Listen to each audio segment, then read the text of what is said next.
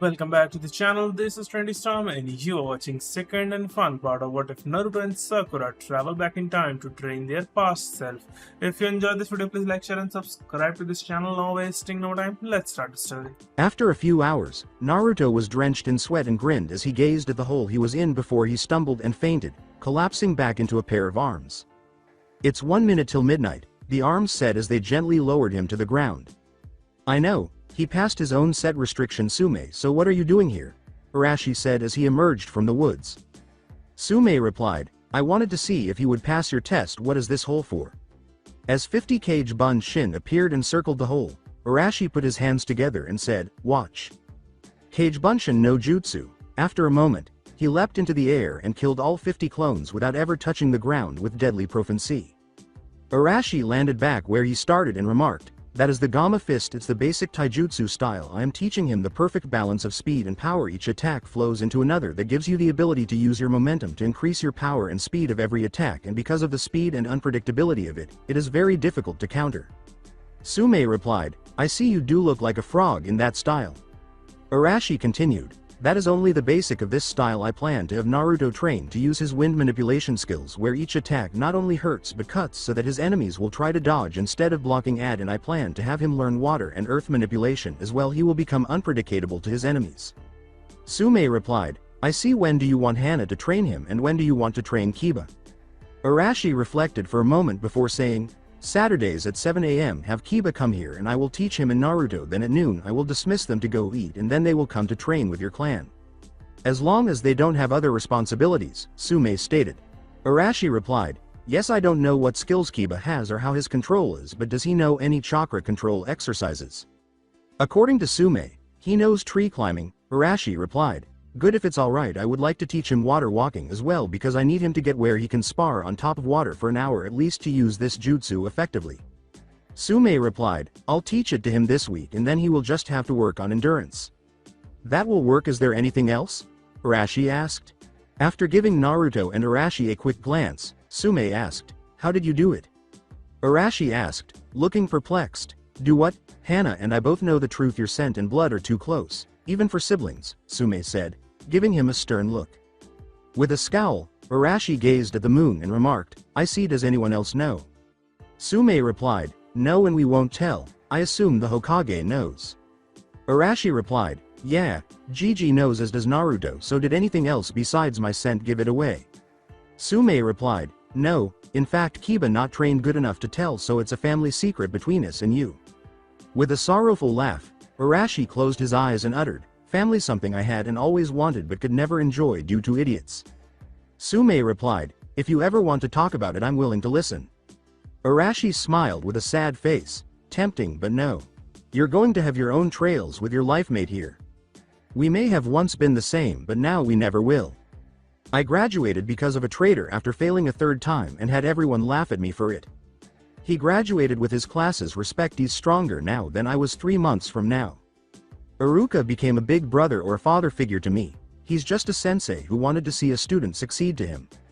I didn't find out about my father until I released 8 of Kyuubi 9 Tails and met my father in the seal as a backup in case the seal ever failed and I decked him. Hopefully he never meets him. Hell, I didn't know about mother until I came back in time. When we arrived in Iron Country, the leader of Iron Country met with us after I was healed and he contacted the feudal lord of Whirlpool. I actually envy him for knowing now the things that I fought and nearly died to learn."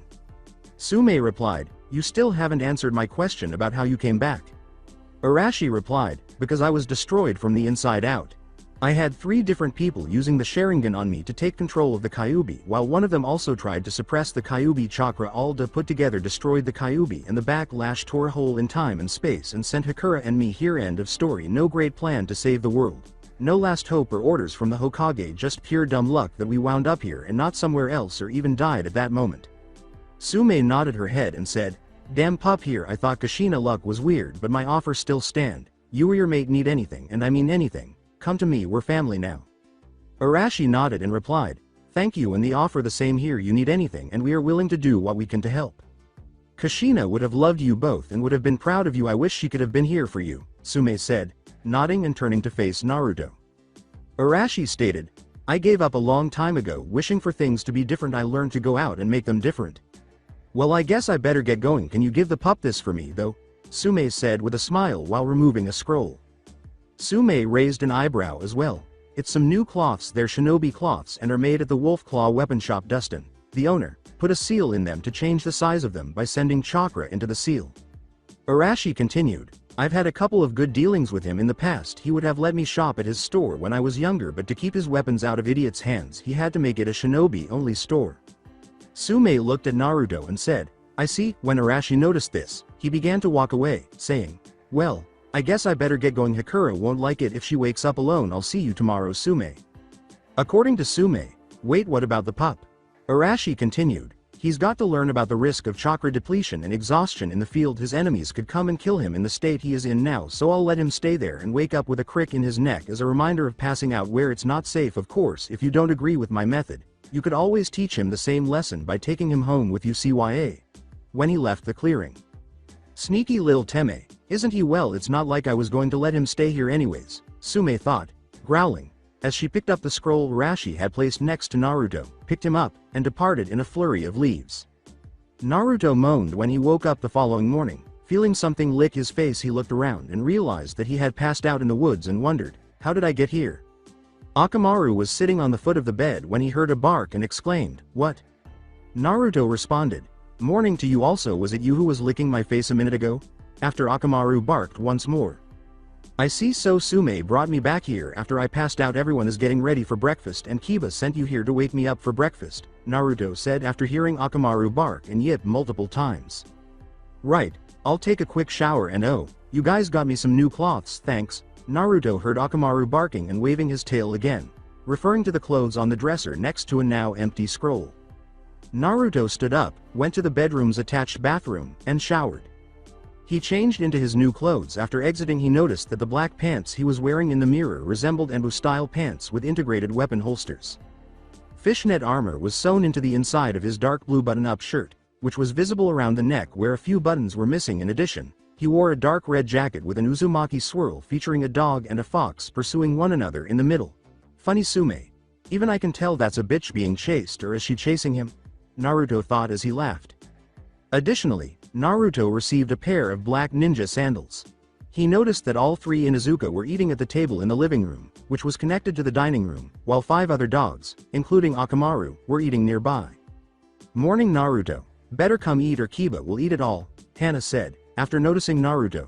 Damn, he cleans up nice. Naruto replied, morning to you all. Also, I know Akamaru told me that you brought me here last night, Sume, but how did you find me and why did you get me these cloths? I like them, it's just nobody ever really gave me anything before.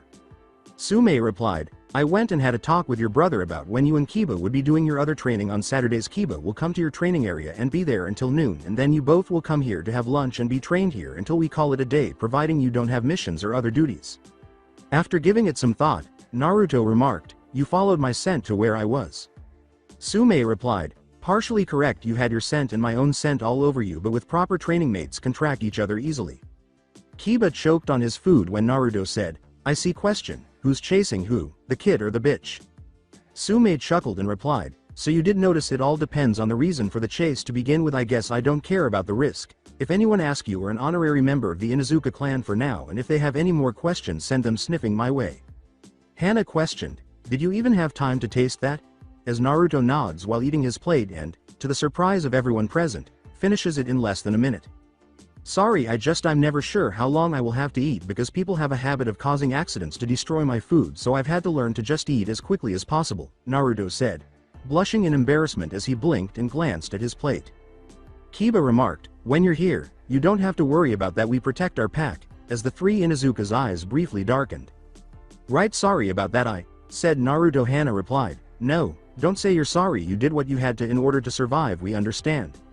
Sume replied, yes, you have no reason to say you're sorry, you endured hardship and came out stronger for it, your brother is right, it's time you showed the world how strong you really are, no more being weak, show the world that you are an alpha. Thank you, was said by Naruto as he closed his eyes and wiped away a tear that was on the verge of falling before anyone noticed, but they all did. So what do you plan to do today? Asked Kiba after giving it some thought. Naruto's eyes widened and he exclaimed, I finished that damn hole and defeated Nissan last night, he's going to teach me something cool now. Sume replied, then go ahead and get going, pup, I'll clean up the mess. Hana slapped him over the head and said, "Baka, you need your energy for training. We got this. I want you to come by here for breakfast every day, Naruto. We usually have it at 6 a.m. so be sure to be here for it." Naruto responded, "I can do both," as he joined his hands to form a cage bunshin. Naruto replied, Sure, thank you all again, but I need to get going." According to Kiba, "Good luck, man." After giving them both a kiss and grinning, Naruto said, "Thank Kiba by Sume-chan. Hana-chan." He added, "See you, Akamaru. I would tell you 4-bye also, but I don't know your names yet." Naruto bid them farewell and hurried off after 3 dogs barked and one of them spoke in human terms. Sume replied, "That's interesting. He treated our companions as he would us." "Mom, is his life really that bad?" Kiba snarled. Hana stopped and said, "Worse, Kiba. I've seen him a couple of times when he was younger, limping through the village covered in cuts and bruises as well as his own blood." According to Kiba, "And nobody helped him." Sume murmured, "Kiba, it's not that easy. Kyuubi single-handedly handed our entire village its ass. Nothing any of us could do stopped it. The loss of life and the loss of pride many of the people who saw it or fought it felt has turned into uncontrolled anger, and because of the fact the Sandaime made a law to keep them from being able to use it has turned this village into a shell of its former self.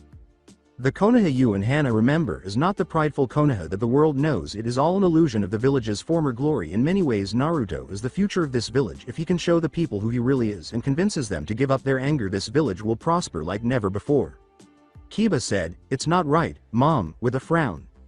As Sume put it, "I know, train me, Mom. I want to get stronger to protect my pack. I want to be there with Naruto when he shows the world who the fuck they are messing with," Kiba said, his eyes full of resolve. With a smile, Sume said, "Yeah, we both need to get stronger, Mutt." Hana agreed.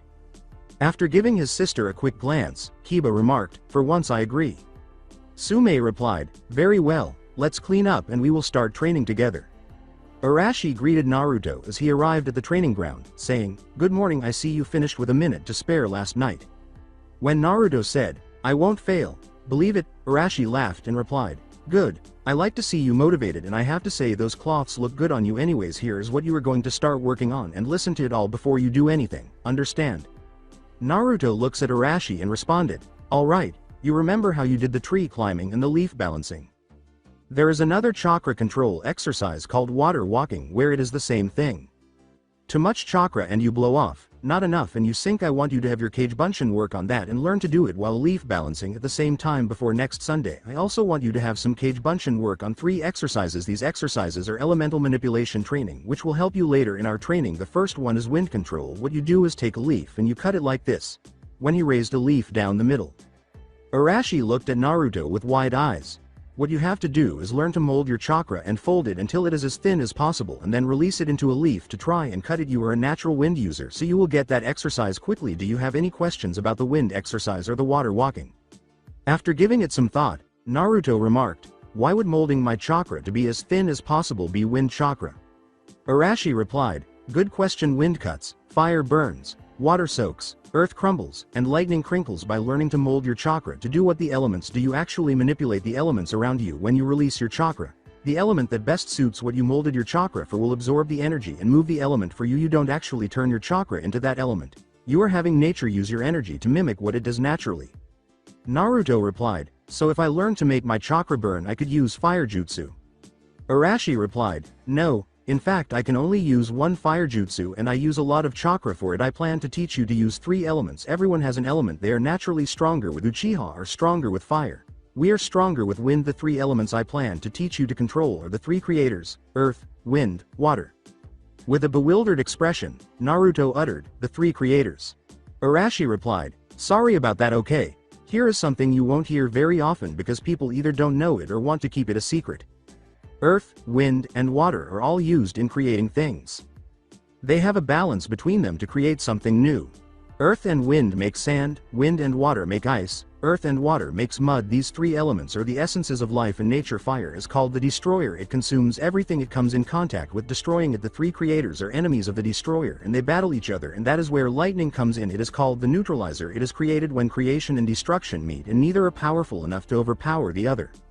Naruto inquired, "Which is stronger?" Arashi replied, "It depends. If you mixed water and fire together you get steam. Because water is a creator and fire is the destroyer. Water creates the steam to steal away the energy of the fire, but water can't control the energy of fire, so when enough steam gets together to make water, the energy the steam took from fire is released as lightning, or as we call them, storms. Now you also have fire and earth, where magma is made again. Earth takes the energy from fire and creates the magma, but it can't control the energy, so lightning is again created because the earth releases the energy into the air. What about wind and fire? Inquired Naruto. Arashi laughed and continued, now here is where things get interesting. When wind and fire mix, fire gets stronger because it consumes the wind, but when wind is mixed with another of the creators to make mud or sand, it stops fire without creating lightning. Wind is able to stop lightning, so wind is actually the stronger because it is aid in keep the balance without creating lightning, and because it doesn't create lightning, lightning can't aid in creating fire. Sand will smother fire and ice will cost fire more energy to melt it before it can make steam, where it makes less steam than it normally would. Since we are naturally wind user, by teaching you the other two creator elements, you could use them together to defeat not only fire but lightning, and wind as your primary element can help you to defeat water and earth also, because wind doesn't just cut, it also blows. Naruto paused for a moment and said, so it could push any water or earth jutsu away because it turns the enemy jutsu into something they can't control, like sand or ice. Arashi replied, very good, now I have explained how to learn to use your wind chakra. Do you remember what I said? Yeah, fold my chakra to make it cut, said Naruto. Arashi replied, good, now for water is different. There might be a better way to do this, but I don't know of a better way, so you're going to have to learn it the way I did. When you mold wind, you don't need to use a hand sign just to mold it. For water and earth you will. This is the hand sign for water. You will have to have water nearby, like a river or pond, and mold your chakra into this hand sign and then have it enter the water while concentrating on what you wanted to do, which is form a ball of water in front of you. Only trial and error will work on this one, and until you can figure out not only the right way to mold your chakra to make a ball of water, I can't teach you anything else about water manipulation. Do you got the hand sign memorized? Naruto looks at Arashi. Now then, earth is going to be the same as water, except this is the hand sign. Once again, it is going to be trial and error until you learn to not only mold your chakra right but concentrate on what you wanted to do, which is raise the earth into a wall. I won't show you any other earth knowledge until you can make a wall appear in front of you as tall as me and this wide. Do you understand? Nodding, Naruto continues, good, now that is what your Kage Bunshin will be working on until next Sunday, and I expect you to show me some results in this by then. I do have one trick for you though, a secret training tip I learned when using Kage Bunshins. Have two from each group dispel every 30 minutes. Use this timer to keep track of time.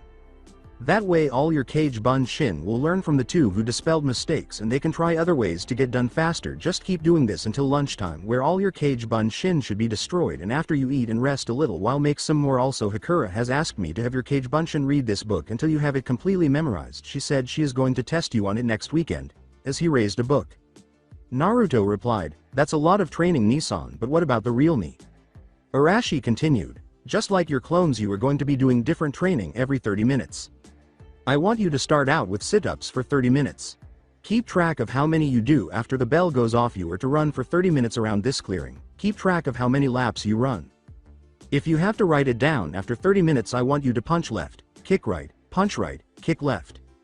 Keep doing this against that tree until your 30 minutes are up. After that I want you to get in the bottom of this pit and try to jump out from the center. Keep doing this until the bell rings. Then I want you to do the 5 kata I already showed you for 30 minutes. Then I will show you the next 5 kata and you will practice them for 30 minutes. After that you will rest for half an hour and meditate while sitting on this, while removing a metal slab the tree. Why do I need to sit on that and meditate? Asked Naruto. Arashi replied, because you need to learn to calm down, listen to your body and also the world around you. This will actually be harder than it seems, but will actually be more useful than all the other things I am teaching you. Now after meditation you will go get lunch for an hour and then start all over again, creating your Kage Bunshin army to work on their thing while you train your body. Now daylight's wasting and I have things I got to do. I am trusting you to do as I asked, because in the end if you don't you are only hurting yourself. I will return in a couple of hours when it's time to watch you do the kata CYA. As he walked away, Naruto looked at him and thought, well, Nissan been right already, and my life has been better since he arrived than ever. Now that I think about it, he gave me jobs for myself and my Kage Bunshins so that way I get stronger quicker, but each of us aren't overworked. As he clasped his hands together and said, Kage Bunshin no jutsu. Alright, I don't know how many of you I made, so what I want you to do is make 4 even lines, Naruto said as 130 Kage Bunshin materialized. Naruto walked down the lines as the Kage Bunshin did, stopping at number 25 and declaring, okay, everyone past this point form a new line. After the 5th line was completed, Naruto said, "Now I want line 1 to work on that water walking, line 2 will work on the wind manipulation, line 3 water manipulation, line 4 earth manipulation. Line 5 I want one of you to read that book, the rest of you. I got an idea I want you to try. I know we know leaf balancing, but what I want you to do is try to do it with a small rock. I don't know if it's possible, but it should be, and I will ask Nissan when he shows back up, but until then see if we can figure it out on our own." Nissan and Nichan said I needed to start thinking outside of the box. Now go. The Cage Bunshin hurried away, saying, "Hi," to each other while some of the birds in the trees surrounding the clearing started to follow the clones. One of the others went up in smoke as they did. Some hours later, Arashi showed up and said, "Hey bro, nice work on the rock idea. That was actually one of the future lessons I was going to teach you." Arashi also noticed that Naruto was perspiring. "Really, so I was right. Hey wait a minute, how did you know about the rock thing?" Naruto exclaimed, his eyes widening. Naruto pouted when Arashi said, "Sorry bro, you're going to have to figure that one out for yourself. It's a test for you to figure out and I won't tell you until you do." Arashi laughed as he said, "Good job on the first 5 kata. I notice your body is starting to get used to them, but you're still sluggish until your muscle memory learns those moves completely. Now I am going to show you the next 5 kata. These will be your last standard kata you will learn." Looking perplexed, Naruto uttered, "So there are only 10 kata?" Arashi replied, "Yes and no, there are only 10 kata to begin with, but when you think about a frog or a toad, what do you think about?" After giving the statement some thought, Naruto remarked, "Slimy, green long tongues, they hop also, don't they?" Arashi replied, "They jump, yes, and that is what I wanted to you come up with. After you get your strength and speed up and can start jumping out of that hole or ACOSS it, you will learn the true power behind this taijutsu is to keep moving using jumps, leaps, and grabs to keep yourself moving and make it where your enemy can't touch you.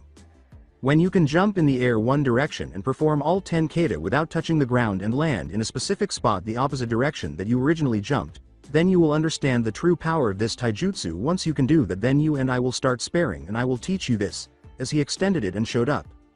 As his eyes widened, Naruto questioned, "What is that?" Arashi stated, "The Rasengan, it's an A-rank assassination jutsu created by Dad.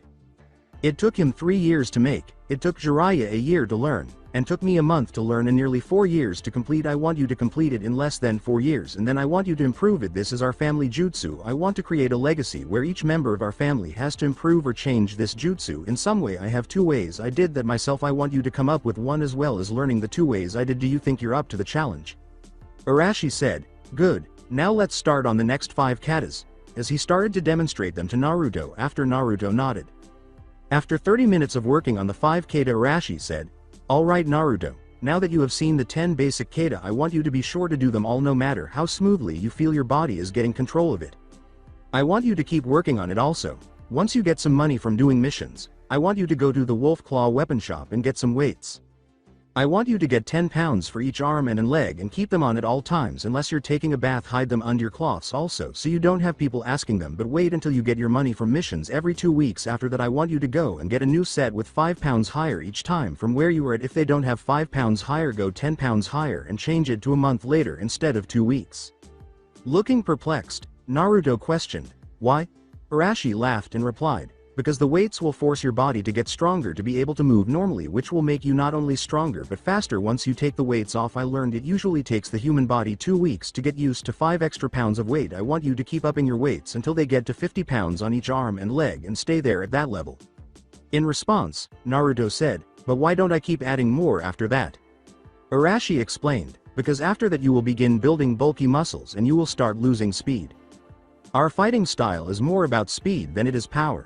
When you get used to 50 pounds on each limb, you will be wearing 200 pounds your body, and dropping that weight will increase your speed greatly. I plan to, once I get more money, to have a special set of weights made for you that you can drop in an instant. You will then wear them for 3 days at a time and then stop wearing them for 3 days. You will do this the rest of your life, but when you are on a mission you will have them on unless you're in battle, which time it will be like your trump card." Naruto replied, "So when I start a fight I would instantly drop my weights and attack them?" Arashi replied, "No. A trump card is something you don't reveal unless you have to. Trump cards are only used when your regular skills won't defeat an enemy. Do you understand?" With a scowl, Naruto uttered, "I think so." After a few of his Cage Bunshin walked into the ground with training logs, Arashi said, "Good, now let's start on your meditation, but this isn't normal meditation." 12 logs soon surrounded the top of the hole Naruto had dug. standing up correctly after they had been sunk into the ground. Arashi then said, "What you have to do is this." He took the metal plate, placed it on top of one of the logs, and sat down in a lotus position. Arashi stated, "You have to meditate on your body, trying to feel your chakra feel, follow your chakra pathways and learn where the fighting is." According to Naruto, fighting, Arashi said, yes. When you mold chakra, you are actually forcing it to move the way you want it to, and the less control you have over your chakra, the harder you have to force it. By doing all these chakra control exercises, you are taming your chakra, but it is still wild in certain spots, and you will have to feel your chakra. Feel where it is calm and where it is wild. Concentrate on the places it feels like it wants to go against you and smooth it out. When you calm your mind, you will know what I mean. This isn't a once in a lifetime thing. Every time you use chakra, it will go wild a little bit because new chakra will be created to replace what is lost, and you will have to tame it. Also, your elemental manipulation training will also affect your chakra. You will feel areas that feel like they are wild, blowing like the wind. Other areas will feel like smoothly rolling river, and other areas will feel like hard stone. You will have to learn to push the elements throughout your body, but keep them even. If you ever get to the point all three are completely equal, which is extremely difficult but possible, your chakra will feel like ice and mud. "But why do I have to sit on that metal plate?" inquired Naruto. Arashi laughed wickedly and replied, "Just be glad I am giving you an advantage. When I learned how to do this, I had to learn it on the tip of a stone spike. You have to not only focus on your body but your surroundings. You have to learn to keep your balance or fall off. If you fall off, you lose your concentration and have to start over. As you get better at it, I will move you from a log to a boulder to pull to a stone tip, and finally on top of water. You will have to stay focused and keep yourself from drowning." Arashi looked at Naruto and said, "By the way, if you accidentally enter a sewer-like place, it will be your mind and will lead you to the Kyuubi. You're not ready to meet him yet, so just imagine yourself leaving that place, and since it's your mind, you are in control of it, but every time you use Kyuubi chakra, he gains just a little more control of it. Do you understand?" When Naruto nodded in fear, Arashi remarked, "Good, now try to meditate." Arashi laughs as Naruto nods, leaps up onto the plate, and then falls back to the ground. Arashi replied, "Well, good luck, Brad, and remember, you only got 30 minutes and then you will go to lunch and start your training all over again. This should be your training schedule until I tell you otherwise, and next Saturday Kiba will be here to learn also, and then you will go with him to his house." Naruto replied, "I know, I was told this morning I'm also supposed to eat breakfast with them every morning." Arashi replied, "Really? Well, it's your choice and your life now. I got things I got to do." Curious, Naruto said, "Like what?" Arashi replied, "Well, I'm designing that seal for the Hyuga clan. Then I also have talked with the Hokage about our new home, getting the title to the land I wanted, my duties as an advisor, spending time with Hakura, and a few other things." In response, Naruto said, "Oh, okay, good luck, Nissan." Arashi laughed as he walked away, saying, "You need luck, but I already have skills, CYA." As he attempted to climb onto the plate once more and fell off, Naruto uttered the words, "Asshole." With a scowl, he said, "I will not lose to a stupid piece of metal." Naruto left to go into town after 30 minutes had passed, and he was barely sitting on the metal plate without falling off. Unlike earlier, when no one was out yet, he noticed that people were staring at him amusingly as he was strolling through the village. "Hello, Naruto-sama, would you like to come into my store today and look around?" said a man as he left the front of the establishment. Sorry, I think you got the wrong guy," Naruto said, stopping to look at the man and taking a step back. "You specifically told me to never enter your store or you would kill me. You even told me you were a retired chunin and could dispose of my body." "I was having a bad day, Naruto-sama, and didn't mean it," the man said, flinching as he noticed multiple people staring at him. "No, you meant it like everyone else in this village," said Naruto with a frown. "You all told me that I'm a 200-foot tall fox, and you're all smarter than me because I'm just a stupid wild animal that ought to have been put down the moment I was born." He leapt up on the building's side, climbed onto the roof, and started jumping from roof to roof. "Now, if you don't mind, I have to go hunt for some food." A young child remarked, "Mommy, that man was a liar." As the man watched Naruto go, "He is neither a fox nor 200 feet tall. His parents ought to put him in timeout." A few people recoiled and looked down at that, and the man who spoke to Naruto remarked, "Well, at least I don't have to worry about kicking him out and losing business." "Actually you do," Kiba said as she left the store. "The Inuzuka clan's business is no longer with you." "Why?" the man inquired. "I allowed him to enter my store and made an effort to be kind to him. Since you are a disgrace to all that Konoha was built upon and have demonstrated to me and everyone else that people like you have no loyalty to our village or our allies," Kiba said. "Our village was built on the principle of loyalty, which is one of the most important things to an Inuzuka. You disgraced the sacrifice made by the Yondaime and all the other people who lost their lives that day. You're nothing more than a coward who probably got hurt while fleeing from your friends when they needed you. You don't know what you're talking about, Mutt, the man growled. I actually know about everything, Kiba stated. Additionally, I will request that all other heirs ask their clans to refrain from shopping at your store. Then perhaps you will leave our village and join one that respects you as much as you do the Hidden Mist, or perhaps they make you kill your friends there. I've heard you ought to blend in perfectly. When the world went black and a buzzing sound was heard as hundreds of bugs surrounded his body and started to drain his chakra, the man jumped back and started making hand signs. He then screamed in terror. According to Shino, who materialized beside Kiba, I find your assessment of this man very accurate. How's it going, Shino? Kiba asked with a smile. With his sunglasses up, Shino remarked, I find myself questioning the actions and reasoning of many of Konoha shinobi and villagers. With an authoritative voice, the Sandaime asked, what is going on here, as he emerged onto the street. If I may, Hokage-sama, Shino remarked, I witnessed a fight break out between Kiba and the man on the ground there after Kiba informed him that his clan would no longer do business with his store because they considered his lack of loyalty to be offensive. Kiba's words did not sit well with the man, who jumped back and began making hand signals out of fear for Kiba's life as well as the lives of all the civilians present. I used my drones to drain the majority of his chakra. I see. And what was your argument about loyalty about Kiba? The Sandaime asked. My argument was that I don't like the way he and the majority of the village are acting, Kiba stated. The adults in this village have warned us to avoid one person throughout our lives. Now that they know who his father is, they are urging the younger generation to get close to him.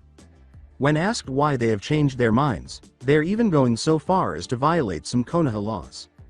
Just enough information to make our generation assume the worst and realize that the only reason they should be kind to that individual is to try to obtain whatever wealth or power they can from him. That demonstrates to me and all others that Konoha has no loyalty to our ninja, our ancestors, our allies, or anybody else. That our only concern is becoming richer and more powerful, then evicting those who assisted us in achieving these goals. My clan places a high value on loyalty, and acts like that man's indicate to me that Konoha is not interested in our assistance. Why should my family or I defend a village that doesn't give a damn about us? Iwa and the Hidden Mist village appear to be identical to Konoha. I agree, Hokage-sama, Shino said. The Yondaime sacrifice and all those who lost their lives to protect Konoha have been dishonored by Konoha. They are now disparaging their sacrifices by claiming that they are unimportant to them and that their only concerns are power and wealth. The Sandaime replied, I know, and both of you are probably right, but you can't be starting fights over this matter. The jerk said, at least I don't have to worry about losing business by refusing him service, which infuriated Kiba, who said, hey, I didn't start the fight. I just said that my clan will not do business with him again. My clan has the authority to decide which stores we do business with, and stores have the right to deny service to anyone. It was he who began attacking me and attempting to start a fight. With a frown, the Sandaime questioned, do you want to press charges against him? No, I won't file charges against him as long as he doesn't file charges against Shino, who was compelled to halt his attack, Kiba stated. However, I will request that none of my family members or friends continue to shop with him. Shino responded, forgive me for asking Hokage-sama, but why was it you that came to this matter and not Anbu? This is actually about the 30th altercation today with just about as many yesterday, the Sandaime stated. I was exploring the village in an attempt to identify the cause of this. According to a woman, it was that boy, bullshit lady, Kiba snarled. Because he was training in the woods with his brother and spending time at my house listening to stories about his mother, who was my mom's teammate. I just so happened to know that he did not enter the village at all yesterday. He was just passing through the village for the first time since Friday when that piece of trash approached him to try to get him to enter his store. Naruto retreated, fearing it was a trap, as the man had previously warned him that if he ever entered his store as a retired chunin, he would dispose of the body after he killed him. Enough, the Sandaime said, frowning as he turned to face the man on the ground. I want everyone to resume their regular activities. I want to take this man to see Ibiki so that he can have his chakra sealed off. Anbu, he doesn't need jutsu to increase his level of danger if he is stupid enough to attack a Konoha resident. Regarding you both, I am aware of your distaste for this and would like to know how you both learned about it, but I am reminding you that it is illegal to discuss it and that you are both required to keep quiet about it. Additionally, I don't want you two to start a fight. Do you get it? As Shino put it, hi Hokage-sama, the Sandaime said, very well, you may both go, before he hushed away, and Kiba scowled and nodded. After the Sandaime had left, Kiba turned to face Shino and gestured with his head. Shino nodded, and the two of them walked off the street. When they reached the park, Kiba turned to face Shino and asked, So how did you find out? Shino stated, after I asked about yesterday's attack on Naruto and his brother's unusual arrival, my father told me what was happening. Since my father thought I was old enough to handle the information, Naruto then told me about what was happening. My family is similar in that we have a symbiotic relationship with another being inside our bodies. I decided to assist you in preventing the situation from spreading and harming innocent people after witnessing the altercation between you and that man while I was just passing by and the incident involving Naruto and that man. Kiba responds with a nod. I see. Thanks. Loyalty is very important to my clan and Naruto is now an honorary member of my clan. Wouldn't the sudden change in his status to your clan be the same as the situation we just left? Shino asked, turning his head slightly. With a growl, Kiba retorted, no, some recent events have altered our relationship with Naruto. I'm not permitted to discuss those things at this time, but Shino, I'm not sure what I said will mean to you, but I was told something just enough to let me know how serious it is. We must become stronger. I'm referring to Uchiha Itachi's strength. I see. Is there anything else that you can inform me as to why we need to get this strong? Shino said, his lip quivering. Konoha has some really nasty dudes looking at coming to visit us, Kiba said quietly after taking a look around. I'm not sure when, but it will be soon. Shino replied, I assume you are speaking about Orochimaru and his plan to attack Konoha. After widening his eyes, Kiba said, yeah, among others. After nodding, Shino remarked, I see. Why have you informed me of this? Kiba stated, I place a high value on loyalty we owe you because your family helped our clan by taking care of our companion's flea issues. I believe it is only fair that I repay the favor by defending an ally. Very well, Shino said, nodding. Thank you for your response. I will let you know if I learn anything more about this threat. According to Kiba, same here, man. I must be going, Shino said, nodding. Kiba, I hope you have a good day. As they started to part ways, Kiba remarked, same to you, man. With a middle-aged man patting him on the back and talking about helping each other out, Naruto's eye twitched as he attempted to take another bite of ramen across town before it fell to the ground. Naruto turned to face Ayame and her father and said, hey, mind if I can get this to go? I just realized that it's getting late, and I have to return soon to meet my brother for additional training. Yes, Naruto, Ayame said. I'll get a takeout plate and return shortly. After returning a short while later, Ayame leaned over and whispered in Naruto's ear as she handed him his plate. Next time, come to the back entrance, and I'll let you eat at our table today. Don't worry about the bill. You appear to be in need of some assistance from friends and from us here. She gave him a quick peck on the lips and said, see you soon, Naruto-kun. Always have been and always will be. After turning red, Naruto took the plate and hurried off, saying, yeah, see you soon, Ayame-chan. I can't believe him. The man sighed. He gave Ayame a disgusted look and said, here I was trying to help him and he blows me off. At least I have standards.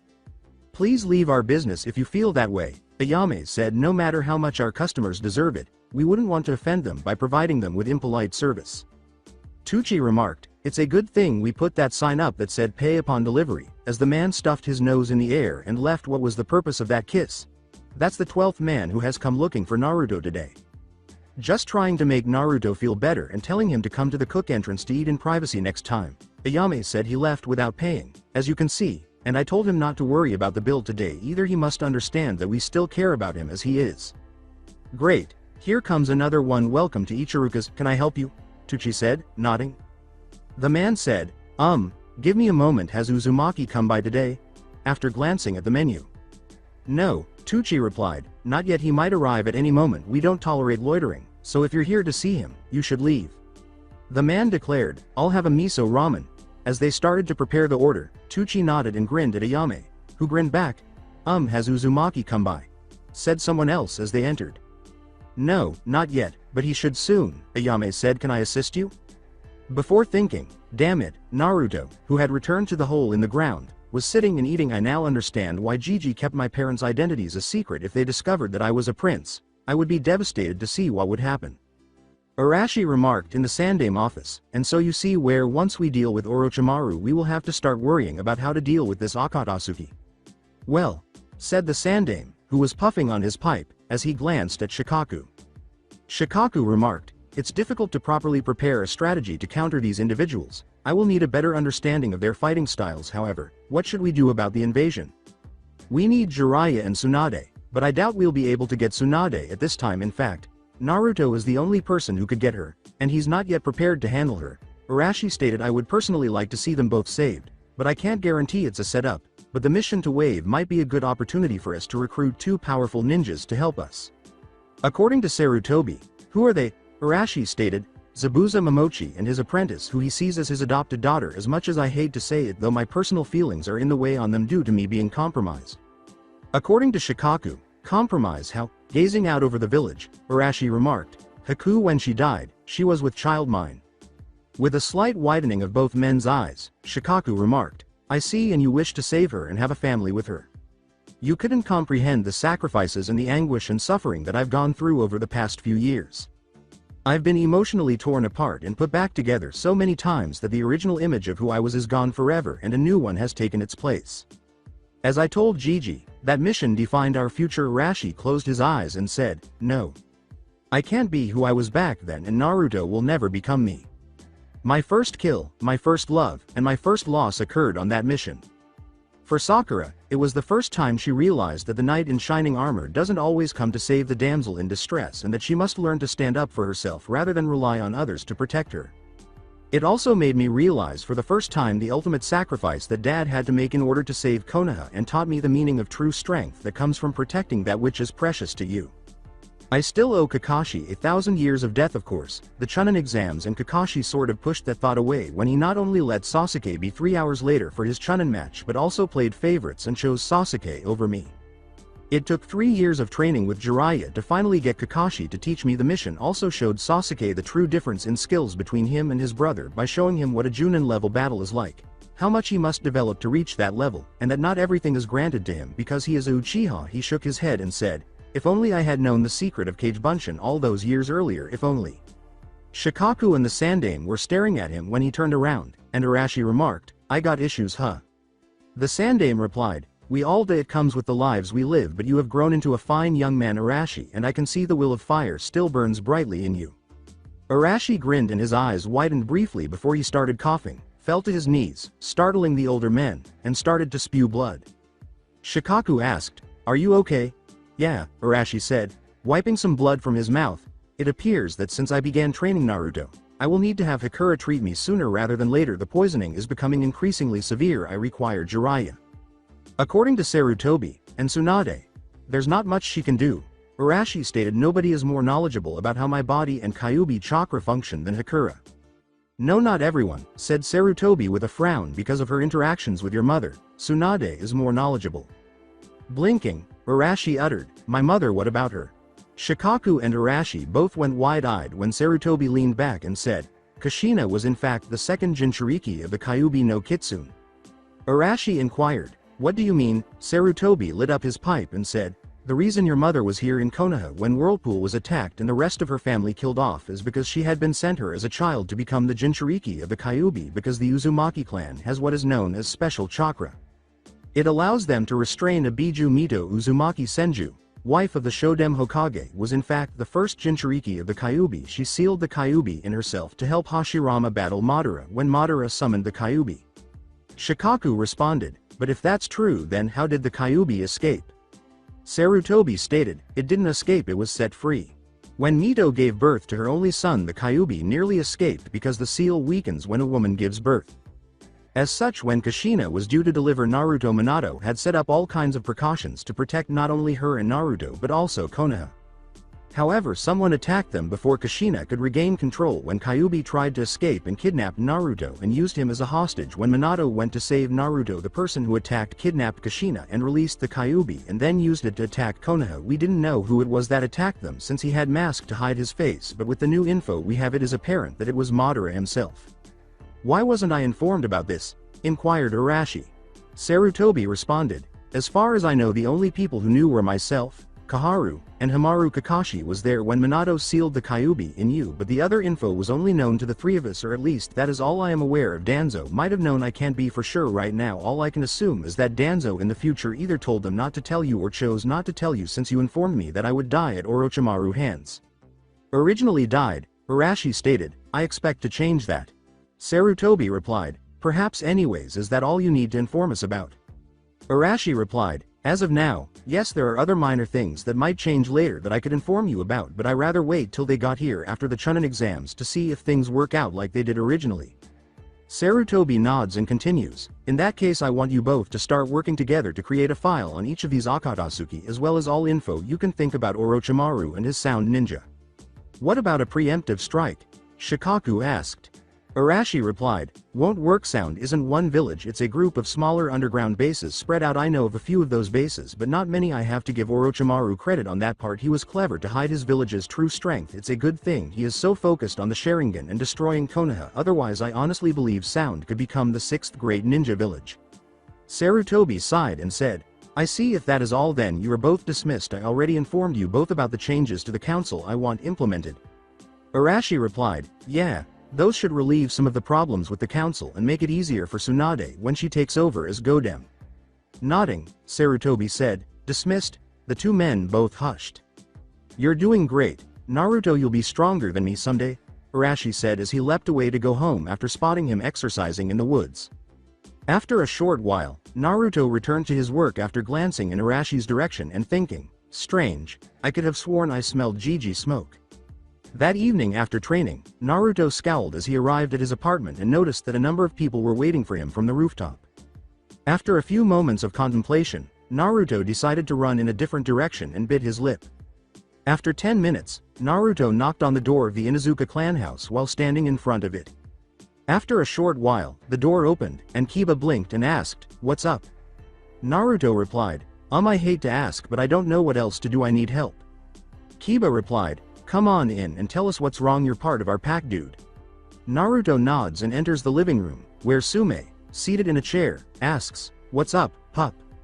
Naruto pursed his lips and said, I was wondering if I could stay here a couple of hours. The people of the village are hounding me now constantly and they have staked out Ichiruka ramen stand where now I have to go eat out the employee side entrance, and they staked out my apartment waiting on me to come home. After noticing that Naruto's eyes had gone glossy, Hana, who had gotten up and approached, put her finger to his lip and said, stop, you're one of us. You need a place to stay. Stay as long as you want. Hell, move in if you want. Are you okay, Naruto? With a worried tone, Hana tapped him on the shoulder and said, Naruto, mom. Kiba asked in a concerned voice, what's wrong? As Sume stood up and approached. He's passed out. He's exhausted himself completely. He must have waited until he knew he was safe to keep from passing out. Hana, help me get him to my bed, Sume said, scowling as she checked Naruto's pulse. But, said Hana. Sume nodded her head and said, he's been in my room before and won't freak out waking up in a strange place. Besides, you're still in heat and he needs sleep and we can't have you having pups yet. It's safer for him to stay in my bed for now. They each put an arm over their shoulder and started dragging Naruto to Sume's room after Hana sighed and said, yes, mother, let's get him to bed. They led him there, stripped him, and Hana scowled, saying, Mom, look at this. When Sume noticed bruising on Naruto, she said, yeah, I suspected as much. What? Hana asked after grabbing the filthy clothes and making a gesture with her head. Sume said, you've come to accept him as your maid. Pretty easy, Hana. Hana scowled but nodded, kissed Naruto on the forehead, and started to walk away. Hana replied, well, I told you I had a crush on him. I still cared for him from then, but I don't know, seeing this side of him. As they entered the living room, Sume said, go ahead, pup, I know you want to ask. Calm down, Hana, it's easy to fall for him. Kiba replied, why did he pass out like that, Mom? I've never seen anyone pass out on their feet from exhaustion, especially with their eyes open. Sume continued, think about all that has happened to him this week. He meets a brother, find out who his parents were, found out why his life was so hard, experienced his first brush with the demon inside him, mated with me, became family with us, being accepted by us and having people in his life. Then having the people of the village give him false respect and nearly being killed by that fool Mizuki. He doesn't know what to do or what to think. His emotions are so blown right now. He's training himself so hard so he doesn't have to think about anything but training. Hana replied, that's why he's bruised up like he is, isn't it? Sume replied, yeah, that is why he needs us now, at least you and me, Hana. To which Kiba replied, hey, I want to help him also. Sume laughed and replied, Kiba, I'm sure he would appreciate that, but there are certain things that only a maid can do, and I don't mean sex. The fact he came here instead of going to his brother's should prove that enough. Kiba looked at him and replied, well, still, I want to help any way I can. I mean, I told you both about what happened in town today. Hana replied, yeah, the people of Konoha are shallow to be that way. Sume replied, yes, anyways, you should get to bed, Kiba, cause tomorrow is team placement. Hana, You also have a long day at the clinic tomorrow, so you get some sleep as well. I'm going to wash these and sleep by my maid after that." Sume chuckled when she saw that, and Hana glared at her before turning to go to the laundry room. When Naruto opened his eyes the following morning, he discovered that Sume was asleep in his bed on his chest. He briefly went pale and started to scan the room in an attempt to determine what had happened. After sensing his movement, Sume stretched and pushed her chest against Naruto. She then opened her eyes, gave him a gentle smile, leaned in, and planted a kiss on his lips. After a moment of wide-eyed staring, Naruto closed his eyes and kissed him back. The next instant, Sume was flipped, Naruto snarled, and she lay there obediently. After finding the mark where he had bitten her, Naruto started kissing it down her neck. Feeling this, Sume groaned and remarked, "That feels good, but we can't right now." She responded, "No, you have to go to the academy to meet your team and you need to have breakfast," as Naruto scowled and drew her in closer, rubbing his hand against her breast. Sume heard Naruto whimper and said, "I know, maybe later, but first you need to learn to control your instincts unless you want Kyuubi taking over again." Naruto then lowered his head and kissed the mate mark. With a melancholy tone, Naruto rolled off her onto his back and remarked, "Well, that's a mood killer." Sume replied, "I know, which is why I said it, we need to talk." "For some reason I felt a sense of dread roll over me when you said that," Naruto said, blinking. Naruto groaned and remarked, "If we keep winding up like this we may not be able to get out of bed today." Sume laughed and embraced him. In a quiet voice, Sume asked, "What are your instincts telling you?" After a brief period of silence, Naruto said, looking perplexed, "I don't know what it is, I feel it, I feel safe," Sume said as he gazed at her. Naruto bit his lip and questioned, Why is it I can feel like this here?" Sume responded, "Because we have a bond, mates share a bond that can't be described with words. It's what makes it so special. You could have went to your brothers or the Hokage or possibly other place, and yet you came here last night. The reason you did so is because you know this is where your mate is. The feeling you have with me right now is the same feeling you will have with Hana and possibly others. You will feel a bond to Kiba also because you can tell he is of my flesh, he is of your pack. That doesn't mean you won't feel a need to show him you are the alpha, but you would protect him because of being my mate." In an uncertain tone, Naruto questioned, "What does that mean though? Is the only reason you're here for me because of this bond from when we you know?" Sume nodded her head and said, "Pup, I told you to listen to your instincts and trust them. That is what animals do, but we are not animals. Our human side tells our instincts to shut up and leave us the fuck alone because we won't listen to them. I control my instincts, I don't let them control me. I chose to be with you. I chose to mate with you. I chose to submit to you, and I chose to be with you, me. Not my instincts. I could have mated with you and thrown you away like I did with Hana and Kiba sperm donors, but I'm not, and you know why?" Sume replied, "Because when I meet your mom on the other side I'm going to tell her that I fucked her little boy because I'm the big bad bitch now," while Naruto shook his head no. The eyes of Naruto widened and Sume chucked. "I'm kidding, Naruto, I care for you. I admit I didn't have a crush on you like Hana did, and I originally brought you to my home to fuck you since you asked so nicely, but I've fallen for you and it has nothing to do with your parents, or my instincts, the Kyuubi, or anything else like that. I fell in love with you for this reason right here." With a blink, Naruto questioned, "What reason?" Sume replied, "Because right now, I see the real you. The side you hid from the world. The side that only those you care for can see, and I see exactly what I have wanted my entire life in the person I see before me. I see your strengths and your weakness, your happiness and pain, your vengeance and your compassion. I thank every god or goddess in the universe for causing me to go in heat and you asking to help me that night, because I think that every moment since then I was the luckiest bitch ever to have you, the person I see before me, enter my life." Naruto replied, "I don't understand. There's nothing special about me other than Kyuubi." Sume nodded her head. "You're wrong, there is something special about you, but it's something that you can't see yourself. Only those who see the person I see now can see what it is." With a head rub, Naruto remarked, "You know that you're confusing. I'm a woman and you're a man. I'm supposed to be confusing and you will never figure me or any woman out," Sume said with a small laugh. With a head rub, Naruto declared, "I'm going back to bed, my head hurts." "Damn it, woman. Did you have to sleep nude just to tease me this morning? Now that I think about it, where the hell are my clothes anyways?" Naruto moaned as he surveyed the room after Sume laughed even harder and stood up. Sume grabbed a robe and put it on before leaving the room, saying, "Laundry room, other side of the house, I've got breakfast to make." After scowling and surveying the area, Naruto got up, went to the restroom, and wrapped a towel around his waist before exiting the room. A gasp was heard as Naruto had just entered the living room. He turned, blinked, and said, "Hey, I know you, you're Shikamaru mom." After glancing at Naruto, Yoshina Nara turned to face Sume, who was grinning. Sume, what's going on here? Why is he walking through your house with a towel on? Yoshina asked. Where exactly is the laundry room, Sume? Naruto asked, glancing at Sume. Sume replied, through the kitchen, second door on the left. Yoshina asked, well, are you going to answer me? As Naruto nodded and continued walking through the room. Sume replied, What's my mate? The boy's a MILF hunter walked right up to me and said, you're my bitch and you're going to like it. A real alpha brought me here, threw me on my bed and fucked me silly, proving I was his bitch. And don't you forget it, aren't you supposed to be making my breakfast? Said Naruto, who had returned wearing pants and folding his shirt inside out. Sume said, how can I forget it? I'm going to be suffering from the pain for the next 9 months. Yoshina stared back and forth in disbelief for a moment. Naruto replied, barefoot and knocked up just the way I like it. Sume and Naruto both started laughing when Yoshina had to sit down because of the shocked expression on her face. That wasn't funny. Yoshina frowned and blinked for a minute. I thought you were both serious. Sume replied, we were somewhat. Naruto is my mate and I might be with his pups and he did sort of come up and say he wanted to fuck me and we did come back and he did make me his bitch that night. And you are one hell of a MILF, Naruto said. Yoshina replied, stop joking and tell the truth, what's going on here?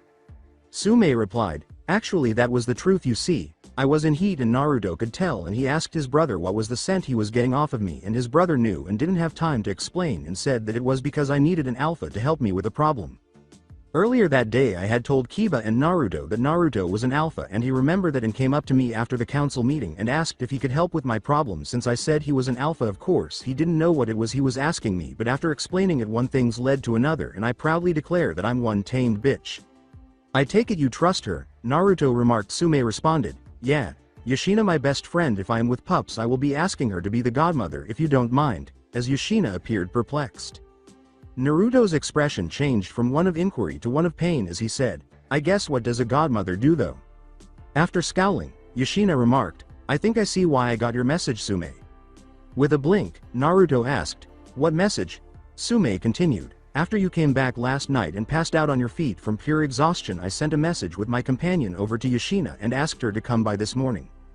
She's a specialist in dealing with emotional issues. As your maid I was worried about you since you worked yourself to such a point because you didn't want to think about everything that has happened lately. Normally I would try to be the one to help you, but as your maid I would try to sugarcoat it and make it seem like everything will work out and there was no need to worry about it. I know that is the worst thing you could do also, so I asked Yoshina to come by and talk with you.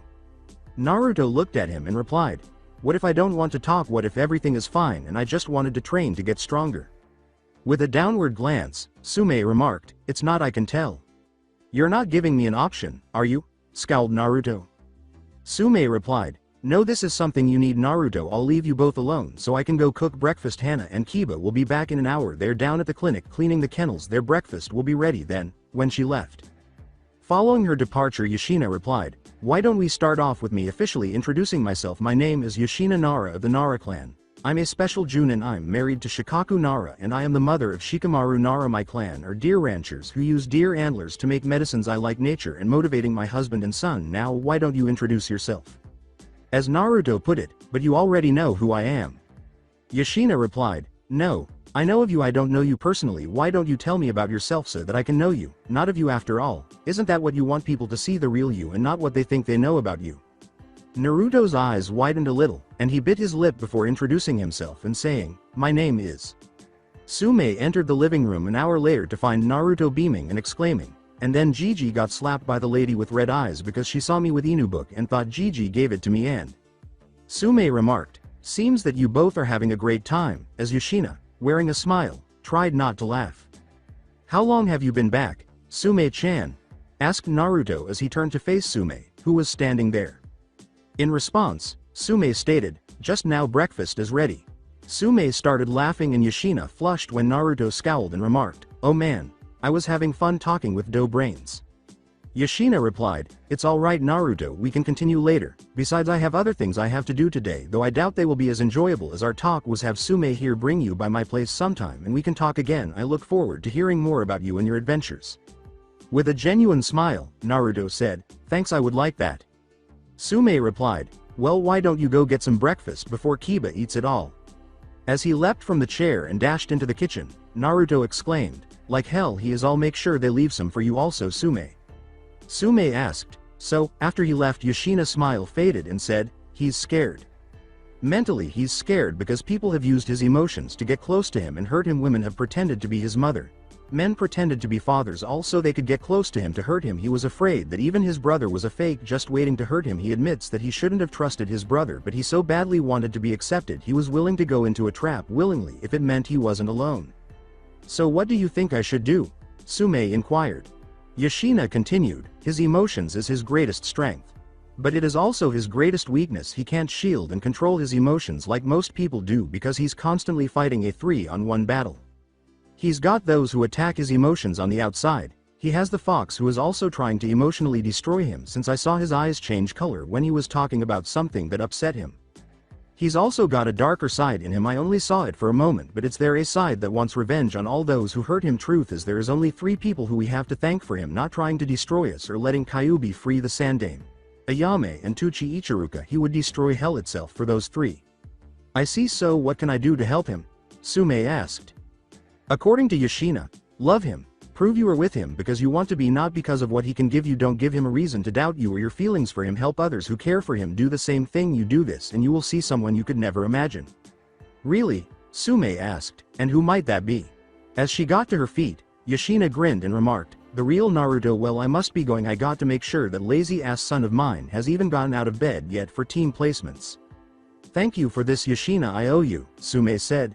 Yoshina replied, "Don't worry, I'll make sure when I send my godchildren home they are full of ice cream, cake, and candy while they play with their whistles and horns." Yoshina laughed all the way to the door, and Sume went pale. Following her departure, Sume had the thought, never leave children alone with her. Sume was shocked to see Kiba eating at the kitchen islander, Hana sitting next to Naruto, and a plate with food on it on the opposite side when she entered the kitchen. "Is everything okay in here?" Sume inquired. Hana replied, "Yeah." Kiba was acting like a pig on the bacon, so Naruto-kun banished him from the table. With an eyebrow lift, Sume remarked, "Really, how did he do that?"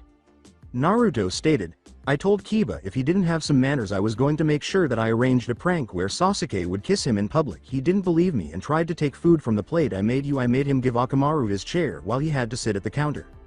Sume questioned, "How though?" Kiba replied, "He used chakra on his mouth and whistled in my ear. I have a constant ringing in it now." Hana laughed and Kiba turned pale when Naruto said, "I still have to have you kiss Sasuke also."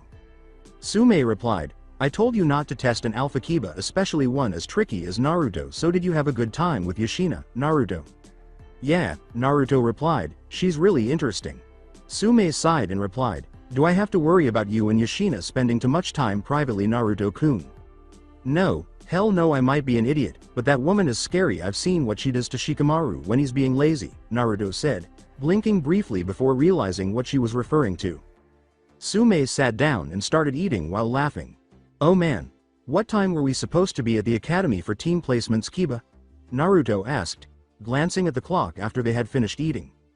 8 Kiba said. According to Naruto, it's 8:30. As he leapt to his feet and collapsed on the ground from where his shoelaces had been tied together, Kiba's eyes widened and he cried out, "What, damn it, come on Akamaru, let's get to class, come on Naruto." Sume and Hana chuckled when Naruto answered, "Gotcha." Kiba snarled, "That wasn't funny, we're going to be late." "Really?" said Naruto, "because it's only 7:15 Kiba." After checking the time, Kiba remarked, "But you said it was 8:30. Naruto replied, "I'm surprised you haven't noticed. I think we knocked the battery out of the clock the other night when I was out of it. It hasn't changed time since then." "Then how do you know what time it is?" Kiba asked, glancing at the clock. Naruto replied, "My clone who came up behind you to tie your feet to the stool left the room and saw the real time on the clock in the living room before dispelling." Kiba remarked, "But why did you do that?" Naruto stated, "Because Akamaru told me about what you did yesterday."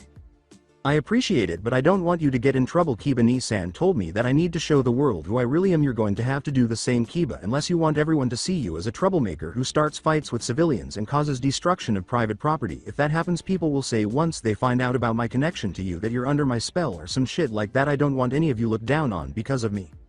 Sume looked at Kiba and said, "I have to agree with him. You're going to have to think before you act from now on, Kiba, because we're going to be put on a double standard when people find out about our connection."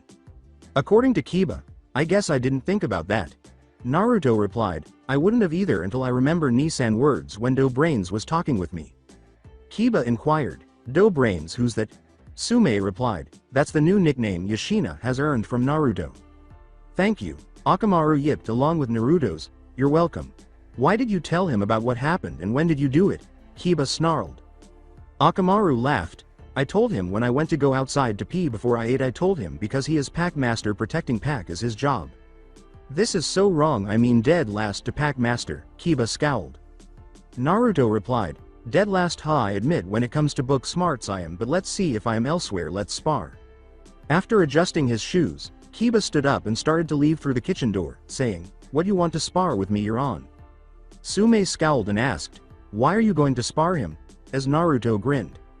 As he stood up and headed for the door, Naruto's smirk vanished as he turned to face her and remarked, I got more of my memories from the other night back. I remember you ordering Kiba to stand down. I know if that was me, my pride would be pissed. I want to earn his respect, not demand it because of being your mate. After a brief pause during which Akamaru began to bark Sume gave a small smile. Mom, why is he changing so much? I mean, Hana said. While she watched Naruto return, Sume interrupted her, saying, he's trying to prove that he deserves to be accepted. Yoshina told me that people have acted friendly or claimed they were his family to get close to him before so they could hurt him. He trying to prove that was quick. As Kiba entered, rubbing his nose, Naruto turned to face him and remarked, what the fuck are you, dude, part frog? As Hana put it, what happened mutt? According to Kiba, as soon as the spar started he jumped up into the trees and started leaping from one tree to another, and so I had to chase after him up the trees. I lost sight of him when I started climbing the trees and he distracted me by throwing something that bounced off the area behind me where I thought he was, and when I turned around to where the sound came from he kicked me in the back off the tree and landed on me, pinning me to the ground until I submitted. Naruto stated, Ni-san told us to figure out your bloodline and abuse the fuck out of it. I knew you had good hearing so I used it against you to distract you. Sume remarked, so is he the dead last Kiba? Kiba complained and replied, no. Naruto extended his hand and said, no hard feelings man. We're cool man, but I'll beat you next time, Kiba said, shaking his hand. Naruto grinned and replied, looking forward to it man, but we really do need to leave now. Do you need any help cleaning up? Hana replied, no, Mom and I got it, both you get going before you're late. After giving Sume a kiss, Naruto turned to face Hana and opened his mouth to speak, but Hana kissed him back and said, go, we can talk later. As he, Kiba, and Akamaru departed, Naruto nodded and bid the other dogs in the house farewell. After he left, Hana turned to face Sume, who was grinning, and she asked, what?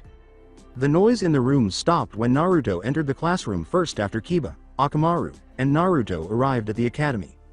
Seeing the expressions on everyone's faces, Kiba entered immediately after him, scowled, and exclaimed, what the hell are you all looking at? Ino replied, are you really the Yondaime's son? Naruto looked at him and replied, yeah, I only found out last week when Ni-san arrived. Gigi said he kept my parents a secret because my parents had a lot of enemies who would target me for being their son. Why did Mizuki attack you? Inquired Amy. Naruto replied, I don't know why Mizuki did that. I can't read his mind, ask Ino. She's from the Mind Reader clan. As Kiba bit his lip to contain his laughter, Ino became flushed and remarked, that's not how my clan jutsu work, baka. Naruto replied, relax Ino. I was just joking to lighten the mood cause I'm honestly as shocked as you all are. In the last week I found out who my mother and father were when all my life I thought I was just an abandoned no-name orphan. I got a big brother, and now people who all my life didn't like me because I was just common street trash are all bowing and trying to kiss my ass to suck up to me just because of who my parents were. And the question I have to ask is, what's so different about me now than I was a week ago? I mean, I'm the same person I was, so if I wasn't good enough for them then why am I now? If I was such a bad person, why is it that women are practically trying to have sex with me every time I turn around? According to Amy, yeah right, Kiba replied, actually, he's telling the truth. I know a couple of bitches who tried several times already, including this morning. That's why him and I came in together, cause I helped him escape them, or he might not have been here today and instead tied to their bed. Many were taken aback by this, and Shino arched an eyebrow, asking, so is that what has changed between your clan? Sakura remarked, did any actually succeed? As he walked to the back of the class and took a seat, Naruto turned to face her and remarked, I may be a baka, but I am no one's bitch. If I have or have not, then it is by my choice, and my personal life is my own business. I will not tell what I have or have not done with any woman or women. Everyone turned when they heard a clap and saw Arashi standing in the corner, saying, Well said, Naruto. A person's personal life is just that, personal. Ni-san, said Naruto, what are you doing here? Arashi stated, I am here because Iruka is busy notifying the village there is going to be a town meeting in front of the Hokage Tower in 2 hours. Because of this I volunteered to do team assignments in his place and the Sandame agreed. What's our teams then, Ni-san? Asked Naruto. Arashi replied, I'm here on official business. Naruto, you will have to show me proper respect by either calling me Arashi-sama or Elder-sama, since I am now one of the 2 village elders while I am on official business. Besides, as a prince you have to hold yourself to a higher standard. As Naruto paled, several people looked at him and yelled prince, saying, I thought that was going to be a secret. Wait, you're a prince of what? Ino asked. Arashi said, that is part of what the meeting is about. After I tell you your teams, and no arguing about your teams or demanding to know why you're with such and such person or not on a team with such and such person. All of you have been evaluated since the first day you arrived in this academy, both here and in your private life. The teams have been set up based on the information that has been gathered on you over the years to make the best team possible for Konoha, and if you try to argue with me I'll personally ask the Hokage to remove your status back to civilian for life. Also, so you should all know, you are only genin initiates right now. You're higher ranked than an academy student, but you're not official genin yet. The test you took here was to see if you might be ready to be a real ninja of Konoha. Your sensei will meet you tomorrow at 6 AM at the same training ground as your team number. This is your official training ground. You will meet him or her there at that time prepared for survival training test, and you shouldn't eat or you will throw up. You won't know anything else about your test until then. You don't know what the test is until your sensei decides to tell you. In fact, your test could begin the moment you arrive, and you won't find out your results until your sensei shows themselves, which they will instantly tell you that you pass or fail. It could be anything really, all for the greater good. Now teams are Team 7 are Haruno Sakura, Naruto Uzumaki, and Sasuke Uchiha. Good, I see you all took my warning from earlier. Team 8 is Kiba Inuzuka, Hinata Hyuga and Shino Aburame. Team 9 is still in service. Team 10 is Ino Yamanaka, Shoji Akamichi, and Shikamaru Nara. That is all. You're dismissed for lunch, but remember there is a town meeting in 1 hour and 37 minutes from now. Naruto, you have to be at the Hokage Tower in an hour to learn about the announcement. Sakura, my fiancée Hakura Haruno has also asked to meet with you after hearing about you and your family from Naruto, so she requests to meet you in an hour at the tower. Also Sasuke, you also have to be at the tower in an hour because new information about your clan massacre has been discovered. Dismissed, before shining away before anyone could say anything. What did he mean, new information about my clan?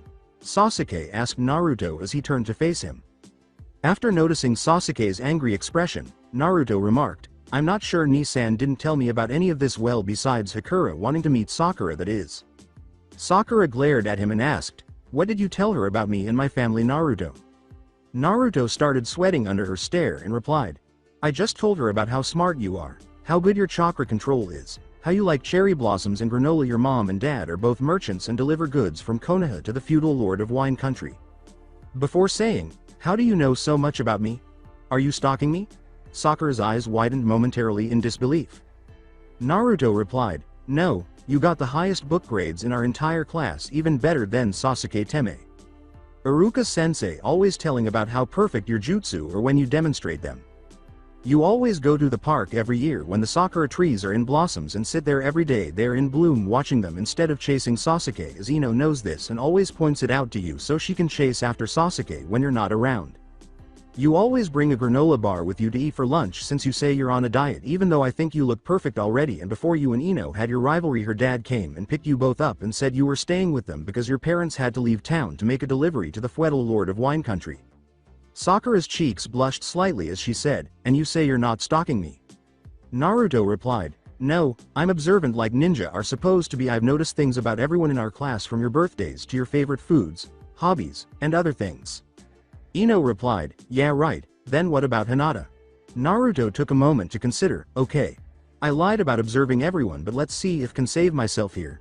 He continued, Hinata Hyuga, heiress of the Hyuga clan, has the Byakugan bloodline. Her clan has a seal that makes one part of the clan slaves.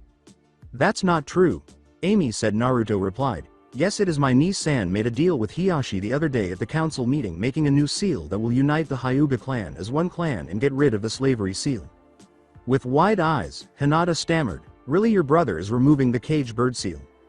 Looking at Hinata, Amy remarked, Wait, your clan treats your own family as slaves. When Hinata looked down, Naruto noticed and remarked, "Stop making fun of her like that." Although she dislikes it, the seal's original purpose was to safeguard her clan. There have been previous attempts to steal their lineage. Amy sighed and replied, "Oh, and why should I listen to you and stop picking on your girlfriend? After all, we know how much she likes you." "Amy, how could you reveal Hinata crush like that?" Sakura exclaimed, gasping. According to Naruto, "I already knew Sakura." With an expression of surprise, Ino uttered, "You already knew, then why didn't you say something?" "Because I was street trash. Hinata is practically royalty, being the heiress of her clan. I'm not good enough for her even now that I know I'm a prince or a member of a clan myself. I'm still just me," said Naruto, looking down at Hinata, who was shocked and looked up at him. "Nothing about who I am has changed." He grinned and looked up at Amy, who screamed and turned red as she charged toward Naruto. He waited until the last second and replaced himself with Sasuke, whom Amy punched, sending him flying backwards into Kiba. And they kissed. "I'm not smarter, cooler, or more handsome, and I'm still the dead last of our class, but I can work hard to make myself rich, train to be stronger, and study to be smarter to make myself better. There's nothing that a bitch like you can do to change yourself, Amy." "Dude, that is so not right. Hey, where did he go and where's Hinata? Wait, why are you girls looking at me like that? Hey, wait, I'm the victim here. No, help me, someone, anyone." Kiba sputtered as he shoved Sasuke away and started to gag and spit. Naruto, holding Hinata in his hand, sat on a stone bench on the roof and greeted her. Stuttering, Hinata said, "Hi." Naruto responded, "Look, Hinata. Truth is, I really didn't know about your crush until just recently. I'm sort of the idiot everyone thought I was. I've spent some time thinking the past couple of days about a lot of things, and I realize I've been doing the same thing to you that others have been doing to me. And for that I'm sorry, and I would like to make it up to you if I can. You see, I would like to get to know you better and you get to know me better. Nisan told me I might ask if you would be willing to help me learn proper manners. Maybe I could help spar with you and help you with your confidence. What do you say, Hinata?" "Hinata, hey, say something. Are you awake, Hinata?" As he searched for assistance. He was unaware that a red-eyed woman from the area was observing and thinking, well, at least she managed to stay awake until the end. Ouch. She saw Hinata awaken and headbutt Naruto, sending him to the ground before they both fainted. When Naruto moaned a moment later and noticed Hinata sitting on the bench tapping her fingers together, he muttered, "Yes." Naruto looked up. "Yes, what? Oh, are you saying yes that you will help me with manners?" Hinata uttered a feeble, "Yes." With a hug, Naruto said, "Does that mean you also want to train together also, Hinata?" "Hinata, damn it, not again." He stood up and said, "Cool, thanks, Hinata." A woman with red eyes was standing there when Naruto turned in response to the sound of footsteps striking the ground behind him. "Who are you and what do you want?" Naruto asked. The lady stated, "My name is Kurenai Uehi and I came looking for my student. I'm the Junin sensei of Team 8. With his lips pursed, Naruto uttered, "I thought you weren't supposed to meet until tomorrow." As Shino and Kiba, both severely bruised, walked onto the roof, Kurenai remarked, "True, but I have been observing Shino and Kiba and have them both coming up here. I thought that my team should go to the town meeting together. Ah, here they are." With a grimace, Naruto uttered, "Damn mutt, who beat you with the ugly stick?" When Kiba snarled, Naruto responded, "Yeah right, I told you I would do it. That's what you get for being a pig." Akamaru gave a, "True. Yips. See," Naruto remarked, "even Akamaru agrees with me." Kiba looked at Akamaru, who gave him the puppy eye look, and said, "Traitor." As Kiba complained and placed Akamaru on his head, Naruto laughed and Shino remarked, "Naruto, I wanted to say that I know the truth and you my colonies and I are separate like you." After blinking and glancing briefly at Shino, Naruto turned to face Kurenai and uttered the words, Kiba, is this lady really your sensei?" "Yeah," Kiba replied. Naruto replied, "I see, then I trust Hinata is safe with you. May I speak with Shino a moment privately, Kurenai sensei?" Kurenai replied, "Yes." Shino nods as Naruto makes a head gesture, and the two of them cross the roof. When they reach a corner, Naruto quietly asks, "How do you know?" Shino continued, "My father informed me the truth when I asked the way everyone was changing when they learning about your father. It did not make sense to me at the time until he did. My clan has always been neutral to you. Had I known, I would have attempted to befriend you since I was treated similar due to my clan companions." As he raised his finger and a bug touched it. With a downward glance, Naruto asked, "Is it because of my father or?" Shino replied, "No, I see a kindred spirit in you similar to my clan. For that I respect you." "Thank you, Shino, that means a lot to me, more than you know. I would be honored to have you as a friend," Naruto said, biting his lip as he looked up. Shino replied, "As honored as I am, may I ask a question?" Naruto looks at Shino and responds, Kiba informed me that things have changed between his clan and you recently. He did not tell me what exactly, but I have heard him refer to his mother and sister as the term he referred today about the pair who attempted to hinder your arrival. Is that the nature of the change between you and his clan? Kiba started to scream as Naruto pulled him to the third corner, away from Kurenai and Hinata, and the corner where Shino was looking. Naruto's eyes widened and went pale for a moment before he growled, held up a finger, and said, Hold that thought, I'll be back in a moment. He then stomped over to where Kiba was standing, grabbed him by the ear, and said, Sorry, need to borrow him. As Kiba whimpered, Naruto turned to face him and said, Kiba, what the fuck have you told Shino about me, Hana, and Sume? He continued to hold Kiba's ear while glaring at him. Head tilted to the side, Kiba uttered, Nothing, I swear I haven't told anyone. He told me that you informed him that things between us and had changed recently, did you? Naruto whispered, twisting slightly more. Whimpering, Kiba said, Yes, now let go. Did you say anything else about us? Asked Naruto. The still detained Kiba responded, No, I swear, and I didn't tell anyone else either. With a growl, Naruto released his grip and walked away, saying, You better not have in your sleeping in the kennel the rest of the week after I tell Sume. As he held his ear, Kiba turned pale, and Akamaru yipped, I like Packmaster. Growling, Kiba said, Shut up, sorry about that. Have you told anyone about what you suspect, Shino? Naruto said as he approached Shino. Shino responded, No, I haven't, but I think my assumption has some validity based on what I just witnessed. And if it is true, what do you plan to do? Inquired Naruto. Nothing. Shino said, It's your private life as your friend and a Kiba teammate. I just had a quick question because my clan is allies of the Inuzuka clan, so I should know how to respond appropriately if I hear false information. I can't say much right now, Shino, but that information is top secret to both my clan and the Inuzuka clan. Naruto remarked, Please don't tell anyone about it until I say it's okay to do so. My family has a lot of enemies on the inside as well as the outside, and the walls have ears. I might be able to tell you more later, but first I would need to get the Hokages and the other parties' consent. Shino said, I see very well. As his eyes widened behind his glasses, I'm going to keep quiet. Thanks, Naruto said, but damn, it's time for me to go to the Hokage Tower. Tell Kiba I'll see him later, and take care. He hurled chakra down the wall and headed for the Hokage Tower, saying, Goodbye. Kurenai, Kiba, Akamaru, and Hinata approached Shino after Naruto left, and Kurenai inquired, What was that about? According to the report I read, you don't interact with anyone, Shino, and you allowed him to pull you around by your ear, Kiba. Kiba rubbed his ear and remarked, I feel like my ears will go deaf before I turn 20. He says, Abuse the fuck out of them. Remember to never allow anyone to offer Naruto constructive criticism. He runs to Iwa after taking an inch. According to Shino, a real alpha, Kiba looked at Shino and scowled before responding, Yeah. Kurenai pondered, What's happening? Shino stated that he was aware. Does he have knowledge of Kyuubi, or is there another reason? And what is going on with Kiba? I'll need to speak with Hana later to find out. Well, we still have a few minutes before we need to head to the town meeting, he said, recalling the times we were teammates. Although I am aware that we are supposed to do this tomorrow, I would like to at least spend some time getting to know one another today in order to improve tomorrow. Let's give a brief introduction. When Sakura arrived at the Hokage Tower, she was anxiously scanning her surroundings when Hakura exclaimed, Hello Sakura, as she left the building. My name is Hakura. With wide eyes, Sakura exclaimed, Whoa, you look like me. I believe you will discover that we are more alike than you may think, Hakura said. Would you accompany me? We can listen to the announcement in a cozy room with chairs while everyone else stands, and I've set up a private space for us to speak. As she turned and entered the Hokage Tower, she said, Please follow me. The room glowed for a moment as Hakura gestured to the chair and flashed hand signs while they were on the second floor with a window. Now, I'm sure you have a lot of questions for me about why you're here, why I look so much like you, and things like that, she said. Correct. Hakura said, I just put up a privacy jutsu because there are some things I am about to tell you that you cannot repeat to anyone else. While Sakura nodded, primarily because you don't want to be discovered by those who don't think you're crazy. The first is that I am Yuyu at 17A, which is why I look like you. Sakura's eyes widened and she exclaimed, What do you mean you're me? As unbelievable as that sounds, I am you. See, Hakura said, turning around and lifting her shirt to reveal a birthmark in the shape of a cherry blossom just beneath her left shoulder blade.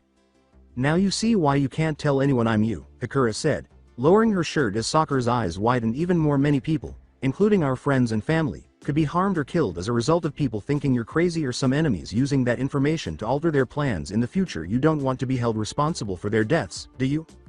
Now, since I know this is going to get confusing, don't call me Sakura, Hikura said after Sakura nodded. Since moving on to the past, I've essentially abandoned that name in favor of Hikura. The next thing you should understand is that, despite the fact that I am you, you are not me. Perplexed, Sakura exclaimed, What do you mean? How is that even possible? Because my past differs from your present, Hikura stated. Since the first timeline I experienced, things have changed. Consider Naruto as an example. You should be able to figure out a few other things as well, since you know who I am, she said as she took a seat. After giving it some thought, Sakura's eyes widened and she faded, saying, Wait, I'm engaged to Naruto. His brother is not just the dead last Fula. How about Sasuke-kun? Hikura chuckled and remarked, Obviously not, you're not married.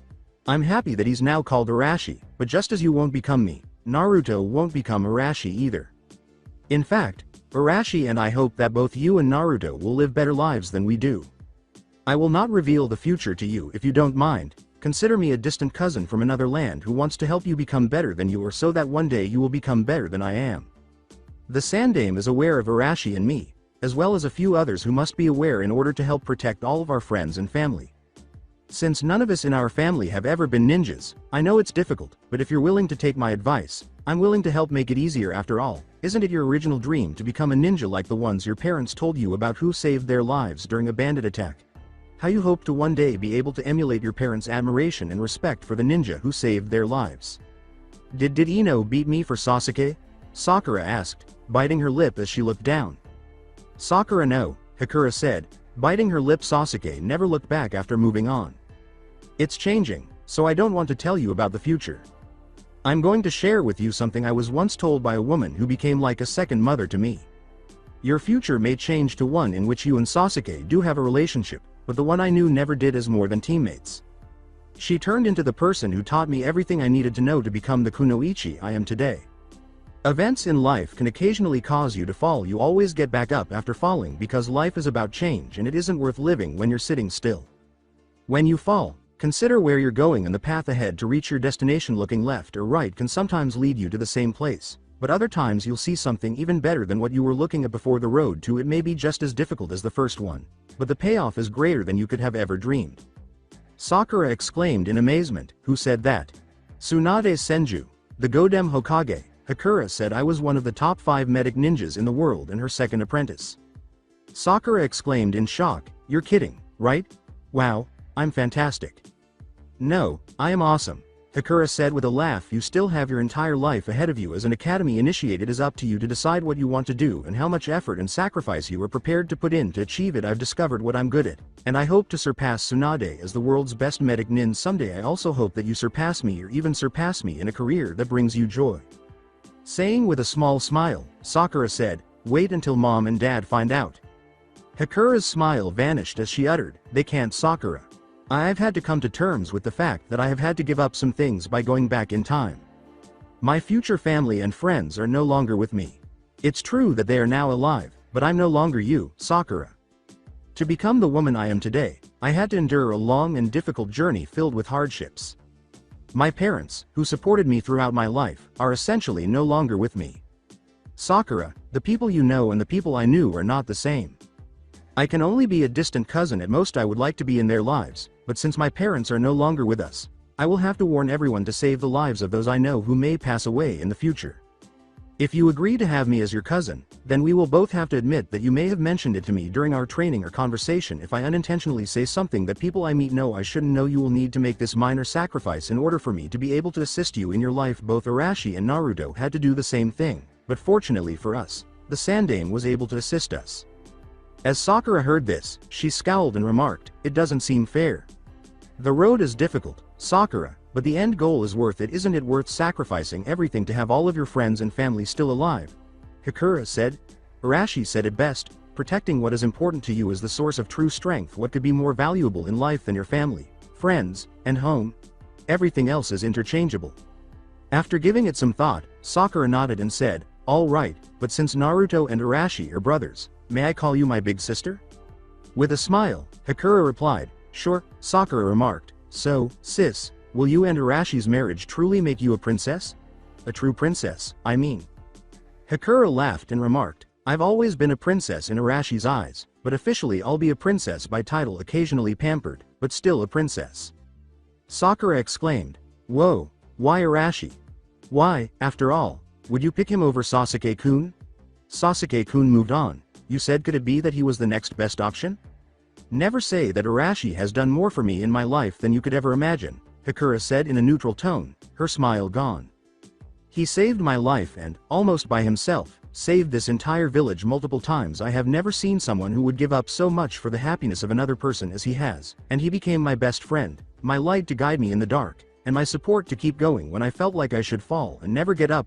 With strong conviction at the end shocking Sakura, he would have become the Rokudame Hokage had we not been sent to the past by an enemy. Stuttering, Sakura said, sorry, after inhaling deeply, Sakura said, no, Sakura, I apologize. Arashi is not a silver cup in my opinion, he is the most brilliant gold in the world, and Sasuke is just a piece of dirt. When I was your age, I was a huge fangirl, but I forgot it. I almost lost my life because I was more concerned with how I looked to impress a guy than I was with taking care of myself. I was such a fangirl that all I could do was sit back and be protected by Sasuke and Arashi, which almost led to their deaths. When I had to try to protect them when they were both seriously injured, I was so weak and pitiful that I had to be protected by Ino, Shikamaru, Choji, and Lee, and then Arashi and Sasuke, who were still injured.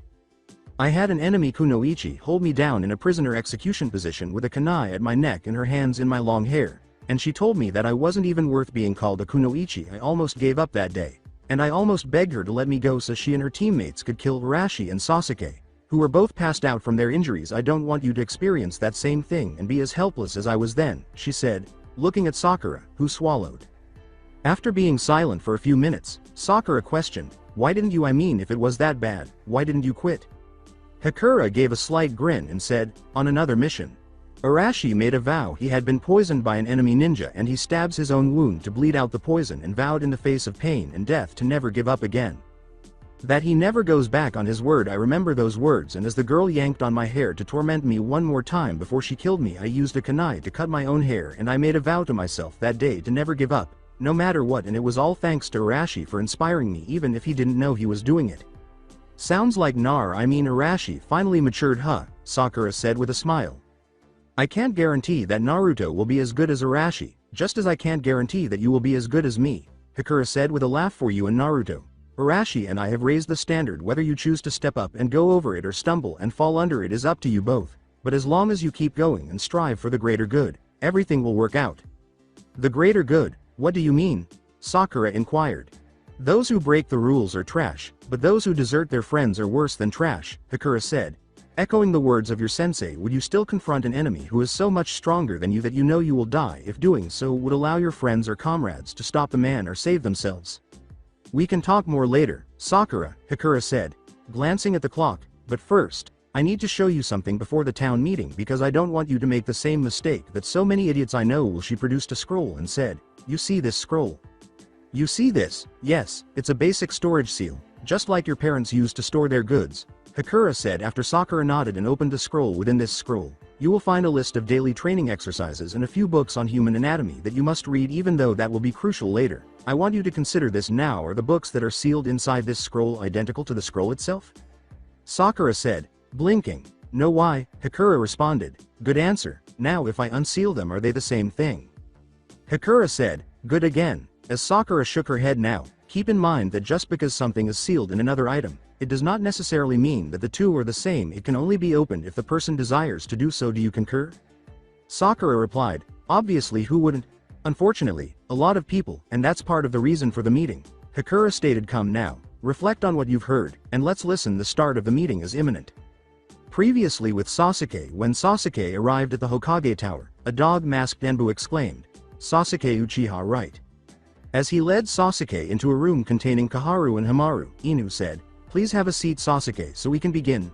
Sasuke nodded, and Inu replied, good, then follow me.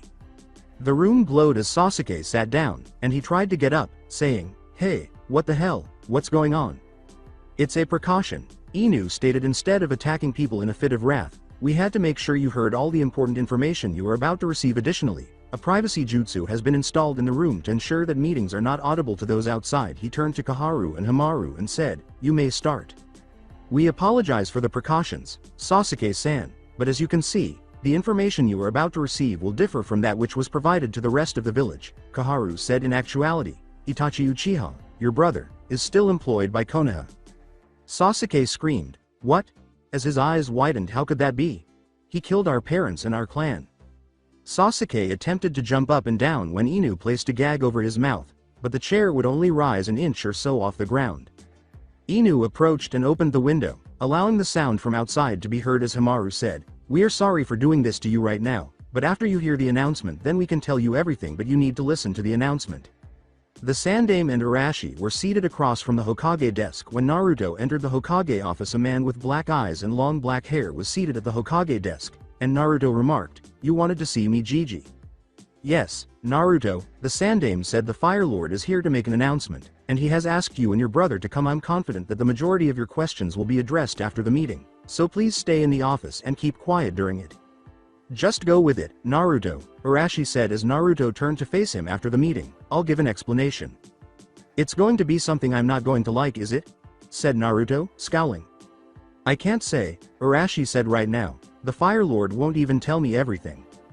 "And for good reasons," said the Fire Lord, who had been observing Arashi and Naruto. He got up and walked out onto a balcony with the Sandaime, saying, "Now, if you will pardon me, but we have a meeting to attend to.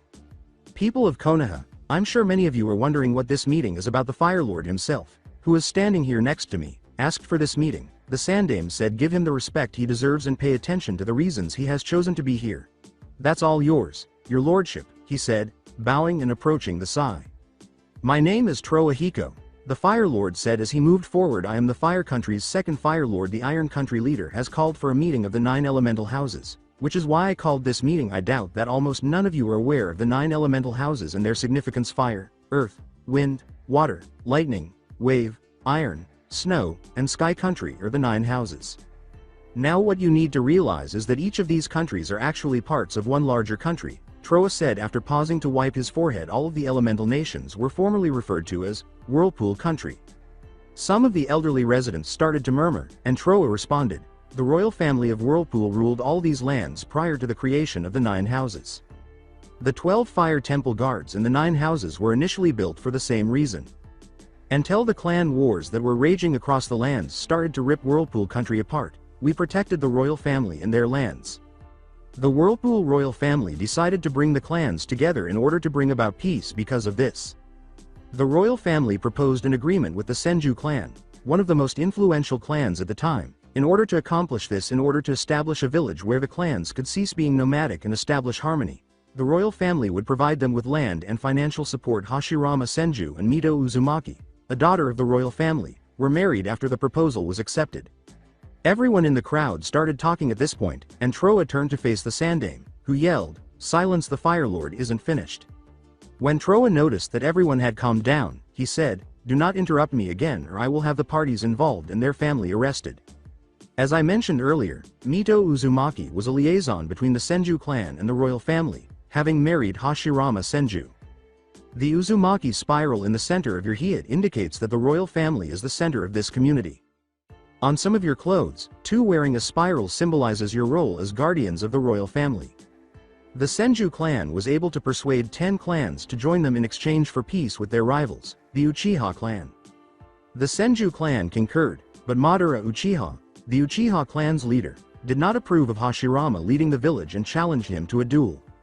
Now, I know what your history books tell you about what transpired, but those books have been very edited to conceal the royal family's secrets. Madara Uchiha summoned the Kyuubi to attack Hashirama, who used his Mokuton powers to suppress the Kyuubi's powers. However, Mito Uzumaki used the Uzumaki bloodline to stop the Kyuubi, allowing Hashirama to defeat Madara. After giving Sarutobi a quick glance, Troa said, "Please get me some water."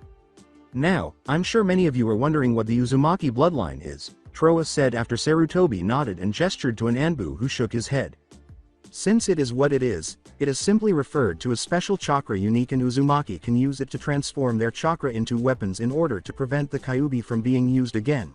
Mito used her bloodline to create chains out of her chakra, which she then used to bind the Kyuubi. She then sealed the bound Kyuubi inside herself, transforming herself into a Jinchuriki."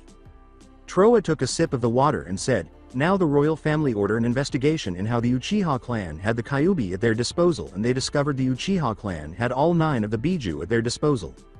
A little commotion erupted once more as an Anbu appeared with the water. In order to prevent the Biju from being used as weapons, as the Uchiha clan was doing, the royal family selected 9 dependable servants to take them and separate them. The 9 elemental houses were made in this manner. In order to prevent the Biju from being used as weapons and to prevent more of the nomadic clans from engaging in combat, the 9 houses subsequently established a total of 9 hidden villages. My predecessor made it seem as though he took the Kyuubi away like the others did because it was sealed in Mito and couldn't be released without her death. I'll now jump ahead a few years until Mito was almost ready to die. Mito informed the other Uzumaki that a number of small hidden villages had been established and were functioning without the royal family's consent. He asked them to send another Uzumaki to Konoha after one of the smaller villages had stolen a Biju and sealed it into an infant for use as a weapon, which was the catalyst for the first Great Shinobi War. Mito was worried that someone might try to attack Konoha with a Biju or steal one to use as a weapon, and since it seemed that the previous precautions were insufficient, she could only rely on another Uzumaki. Kushina Uzumaki was sent to Konoha, Trowa said, wiping perspiration from his neck. After telling Kushina about her worries, Mito asked her to seal the Kyuubi inside of herself so that it wouldn't fall into the wrong hands and be used against their family. After agreeing, Kushina was appointed the second host for the Kyuubi, a position she held until the day she gave birth to her second son. The masked attacker who attacked her that day managed to free the Kyuubi and then used a jutsu to control it, directing it to attack Konoha. Everyone's eyes widened at this point. Indeed, the Kyuubi attack all those years ago was not an isolated incident. Trowa remarked an enemy of Konoha, who was none other than Madara Uchiha himself, purposefully attacked this village in order to exact revenge on his former home and clan. It would be an understatement to say that people were shocked. Many had questions they wanted to ask but kept quiet for fear of punishment. I know a lot of people are wondering how that was possible, Trowa said. At the Valley of the End where Madara and Hashirama fought their final battle, no body was ever discovered. We now know that Madara went to the Land of Water after killing Hashirama, where he killed the Nidame Mizukage and established himself as the Sandame Mizukage, thus initiating the bloodline civil war. After a Konoha trader provided Madara with information about where the Kyuubi was sealed and when the seal holding it would be at its weakest, which was during a woman's childbirth, Madara sealed the Sanbi in a boy he personally trained and created the Yondaime Mizukage, whom he controlled with his Sharingan, before returning to Konoha. Madara had to escape after battling the Yondaime Hokage. We don't know much about the Akatsuki, a group he founded, other than the fact that it is made up of S-rank missing ninja from various villages. We also know that Madara Uchiha and the trader who had told Madara where and when to attack Kushina were present in Konoha on the day of the Uchiha massacre. Danzo was the trader who took multiple Sharingan eyes from the dead body following the Uchiha massacre. Additionally, we now know that Danzo had covertly funded Orochimaru's experiments, such as those attempting to replicate the Curse Seal and the Mokuton bloodline. Additionally, Orochimaru, who is constructing his own secret village and preparing an attack on Konoha, has been purchasing information from Danzo. Those in attendance were astonished, alarmed, and furious. Trowa stated, Arashi Uzumaki's discovery of the Sharingans, which resulted in the identification of the Mokuton bloodline Danzo carried in his arm sling, has now led to Danzo's elimination. We learned about the attack on our village after speaking with Danzo and reviewing his root program records, but we are still unsure of the exact timing of the attack. Additionally, we learned of Danzo and Madara's roles in the Kyuubi attack and the Uchiha massacre. We don't yet know if Itachi was involved that day. There are a number of possibilities. Either Itachi was actually involved and helped Madara, Root, and Danzo kill his clan, or he found out and took the blame to protect his brother. Capturing him alive is the only way to be certain. It's time to wrap up this meeting, Trowa said, taking another sip of water. For those of you who are unaware, Naruto Uzumaki now bears the same responsibility for Mito and Kushina, as the Uzumaki clan has done since before Konoha was established. When he was only a few minutes old, his father, Minato Namikaze, and his mother, Kushina Uzumaki, used their remaining energy to seal the Kyuubi into him. This was done to protect Konoha by preventing the Kyuubi from escaping and from falling into the wrong hands. Many of you disappointed me by viewing him as the Kyuubi, even though his parents wanted him to be viewed as a hero for defending you. Those of you who do, in my opinion, are naive idiots, because food does not become food just because it is sealed in a scroll. It is not true that anything sealed inside something becomes what is sealed inside it, or the other way around. Kyuubi is Kyuubi, and Naruto is Naruto Kyuubi is the prisoner, and Naruto is the prison. What will happen next? The 9 houses are gathering to talk about Whirlpool Country's future. As the legitimate rulers of Whirlpool Country, Arashi and Naruto are currently the only 2 Uzumaki left in the world. They are both princes according to Sarutobi. He intends to retire this year and assume Arashi's advisor role. Arashi has agreed to take over as Whirlpool's leader when that time comes, but he has stated that he will not abandon his brother, so he will rule from wherever his brother is. However, he and his brother will only reside where they are wanted, so for your benefit, make sure they want to live here. If they don't, Konoha will turn into a regular village the day they depart, leaving all of you ninja jobless and your businesses expelled from the nation. Good day, he said as he turned to enter the Hokage office.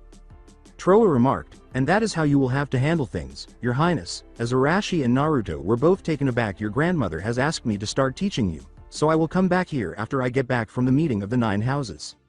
Arashi and Naruto exclaimed, Grandmother, what grandmother?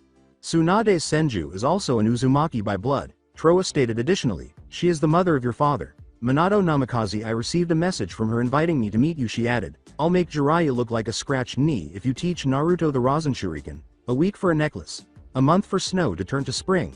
Do you understand what she meant? See you soon. With a chuckle, Arashi said, yeah, don't worry about it. Well, then I must be leaving, Trowa said as he departed. He said, have a good day, Your Highness. The Sandaime inquired, what was that message about Arashi, after he had left? Somehow Tsunade in the past also. Arashi remarked, I have no idea, so don't ask me how.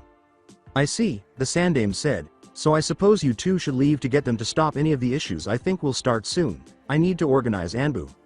All right, Arashi said, I'll bring Naruto to my house. Are you prepared? As Naruto put it, yeah, is life always this fucked up?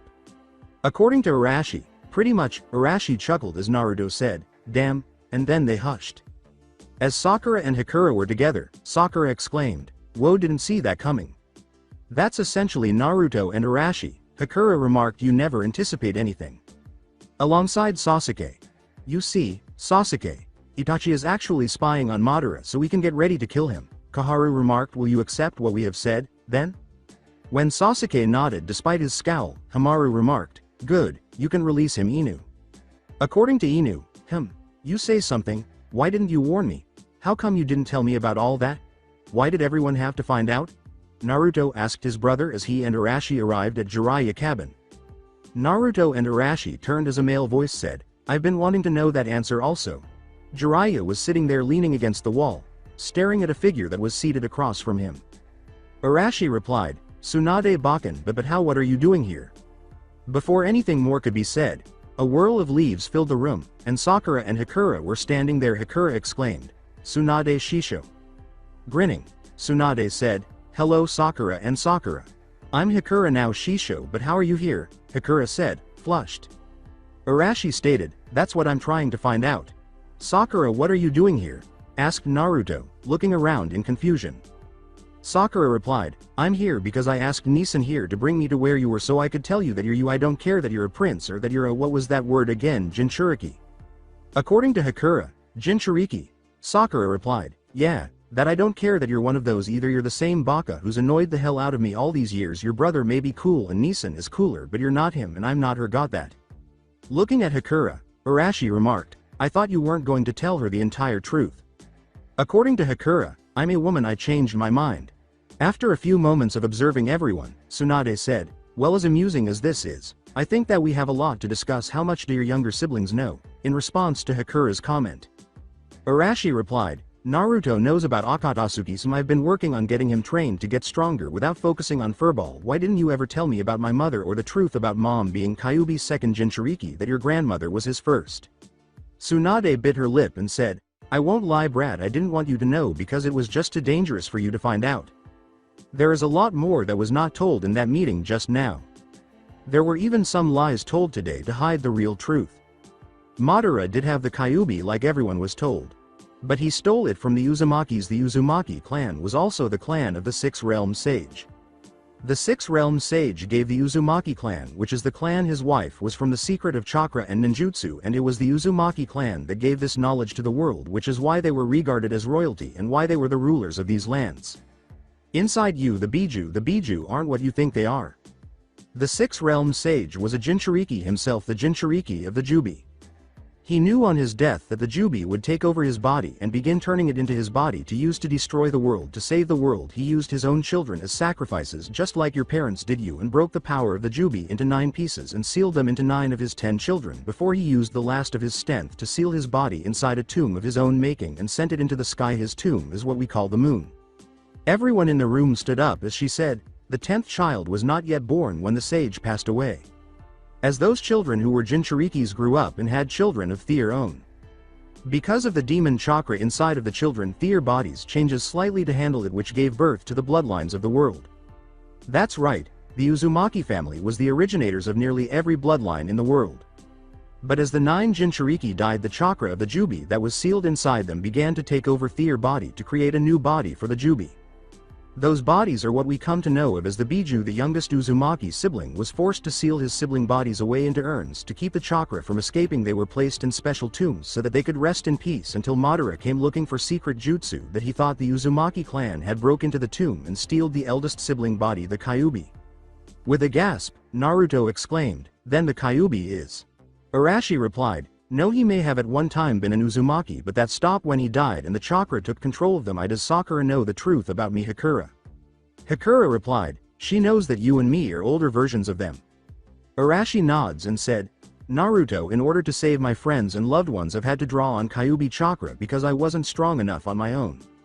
That is one of the main reasons why I am trying so hard to teach you to be strong without using Kyuubi chakra. I told you how each time I was forced to use it, it became like a drug that made me weaker, giving Kyuubi more control.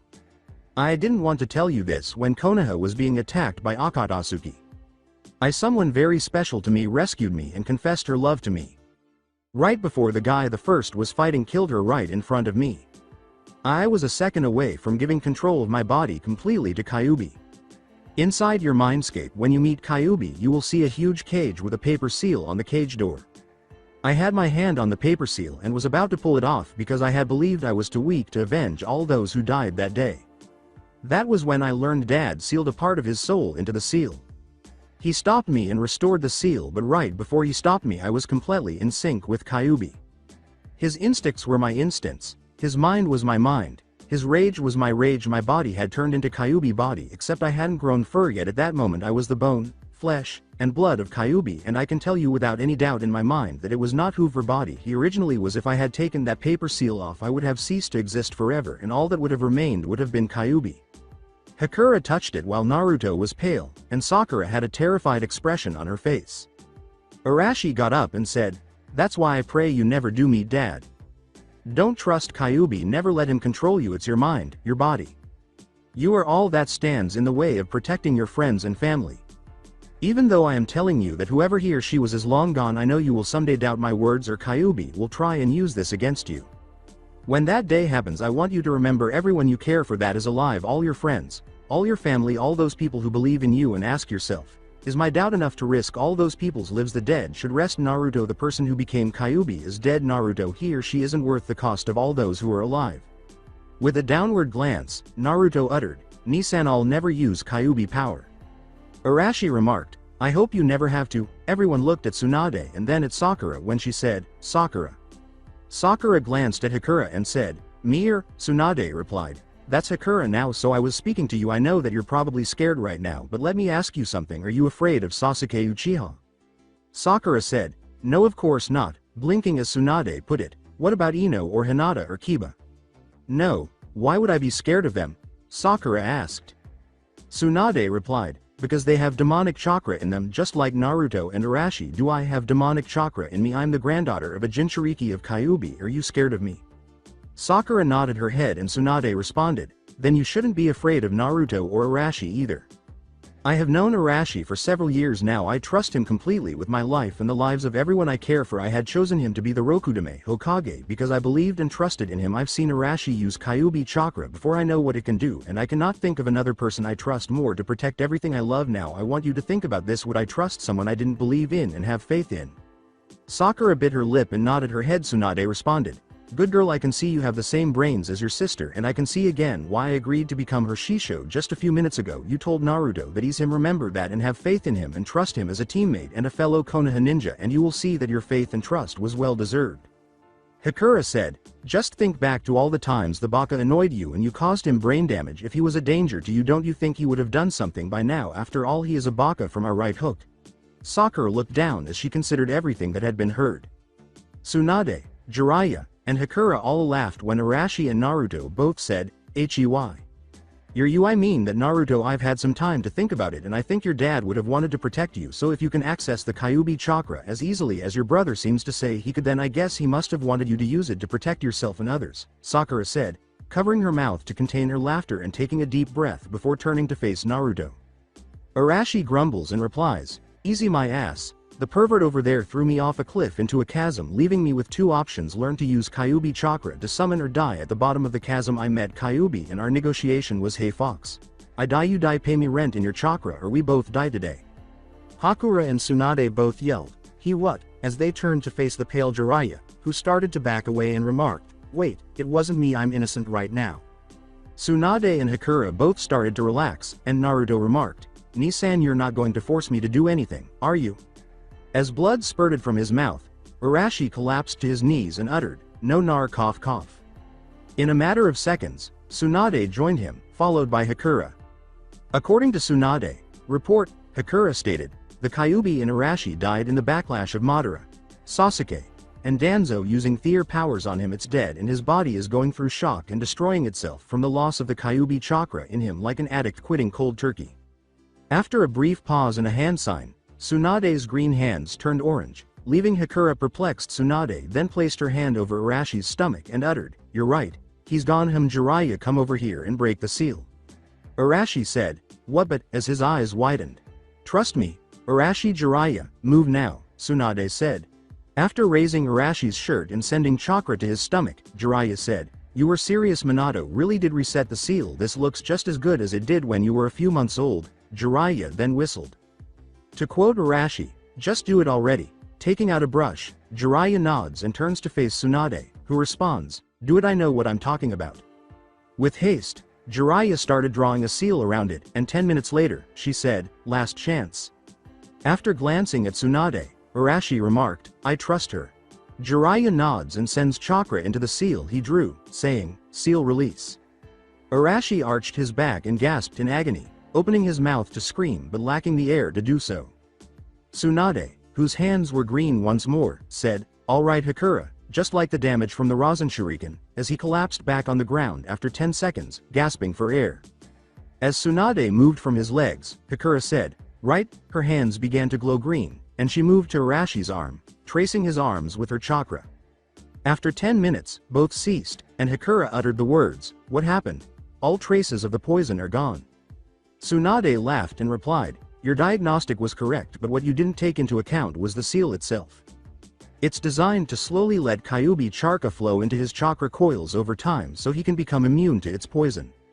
His body was craving the scraps and he will have to be treated for the sweats and the mental desire that will come with the cravings. But so far he has been suffering because it's like a person's stomach eating itself, because they are starving to death. The seal was still sucking even though the well was empty, which was why he's been suffering like he has. You skills as a medic are nearly as great as mine, but you still have a ways to go to learn about the effects non-medical seals like that one has on a person. Remember, even with all the knowledge I have, I can't save everyone. All I can do is do my best and keep improving," says Hakura. "Hi Shisho." Tsunade scowled and remarked, "Let's get him to a bed. He's going into shock. It will take him a few days for him to recover now that his body has no way of getting any of Kyuubi chakra ever again." Arashi rolled over in a fetal position as his teeth started to break. After giving a nod, Hakura picked up Arashi and carried him to the bed with Tsunade's assistance. After a few minutes, Naruto scowled and asked, "Will he be all right?" as both women emerged from the room. As she gazed at Sakura and Naruto, Tsunade remarked, "We put him in a medical coma. I'll keep him that way for the next 3 days. Now what should we do with you two?" Hakura grinned and replied, "Yeah, we need to do something with them though. Are you alright Naruto? I mean with all that has happened?" Naruto clenched his teeth and said, "Do brains and I talked this morning and she helped me realize what you, Nisan, and Bitch-chan's been telling me that I'm going to have to accept people as they are right now and figure out if they want to be in my life honestly or if they are using me to get something. Dough brains. Bitch-chan, who are they? I know you're unique with your nicknames for people, but I never heard Arashi use those too, Tsunade said, appearing perplexed. Then he said, Dough brains is Shikamaru mom. As for Bitch-chan, I don't know you. I bet Ne-chan knows, but I rather keep her a secret for now. Hakura replied, I'll keep your secret Naruto, but I know you can trust Tsunade Shisho. She's like a grandma to Arashi and you were related to her. Naruto glanced at her and said, I have had people claim to be my family before. Last time before Nissan showed up I was put in a bag and thrown in a lake. I won't put Bitch-chan in danger by running my mouth. Sakura covered her mouth in shock, and Tsunade and Hakura both scowled. Tsunade responded, Alright, I hope to earn your trust Naruto. I guess I can first start off by introducing myself. I am Tsunade Senju, granddaughter of the Shodem Hokage and great-grandniece of the Nidame Hokage. I was a student of the Sandaime Hokage and I'm one of the legendary Sanins. Biting his lip, Naruto said, May I ask you a question? Tsunade nods as Naruto inquires, Why do people refer to the Sanins as so great when the history books say you got that name from some guy who kicked all your butts at once? The room was quiet for a while before Naruto stated, and that reminds me. I've heard about that Orochimaru guy before and they say that he's the world's biggest pedophile. I've heard Gigi talk about you and I remember hearing one of the Anbu call you the legendary sucker. And Nissan told me that Jiraiya, my godfather, was the world's biggest super pervert. I know sex feels good, but is it really so important that an old guy who must be bi-fucked both Orochimaru and Jiraiya ass and then you sucked him off? Kurenai was lounging in the hot spring across town from Hana, who had a twitch above her eye, when a huge splash soaked both women as they bathed in the hot spring. They both recognized the body floating face down in the water. When they turned to look for the source of the splash, Hana yelled, Naruto, and swiftly pulled him out of the water, saying, Shit, before giving him mouth to mouth. What happened, Hana-chan? Did we mate like me and Sume-chan? Did I lose control again? Uhh. Naruto moaned a few moments later as he saw Hana pulling away, and he then passed out. The red-faced Hana sighed and said, Help me get him back to my place and I'll explain everything, as Kurenai, who had come over, heard Naruto's words.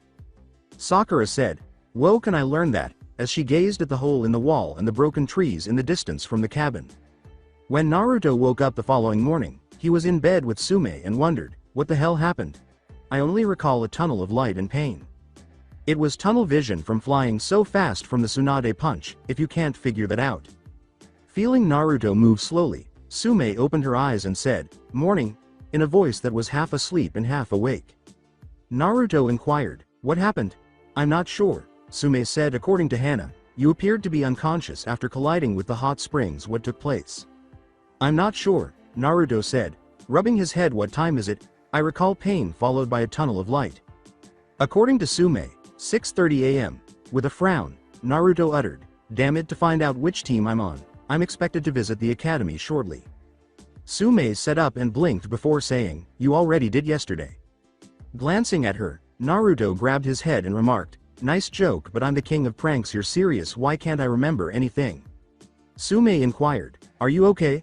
I'm not sure, Naruto said, but I do remember a few things. Mainly a woman with enormous breasts turning into a demon and then being able to fly. It hurts. I flew like a twig through a few trees. I think you should go take a shower, Sume said, shedding a few tears. Maybe more of your memories will come back when I go make breakfast.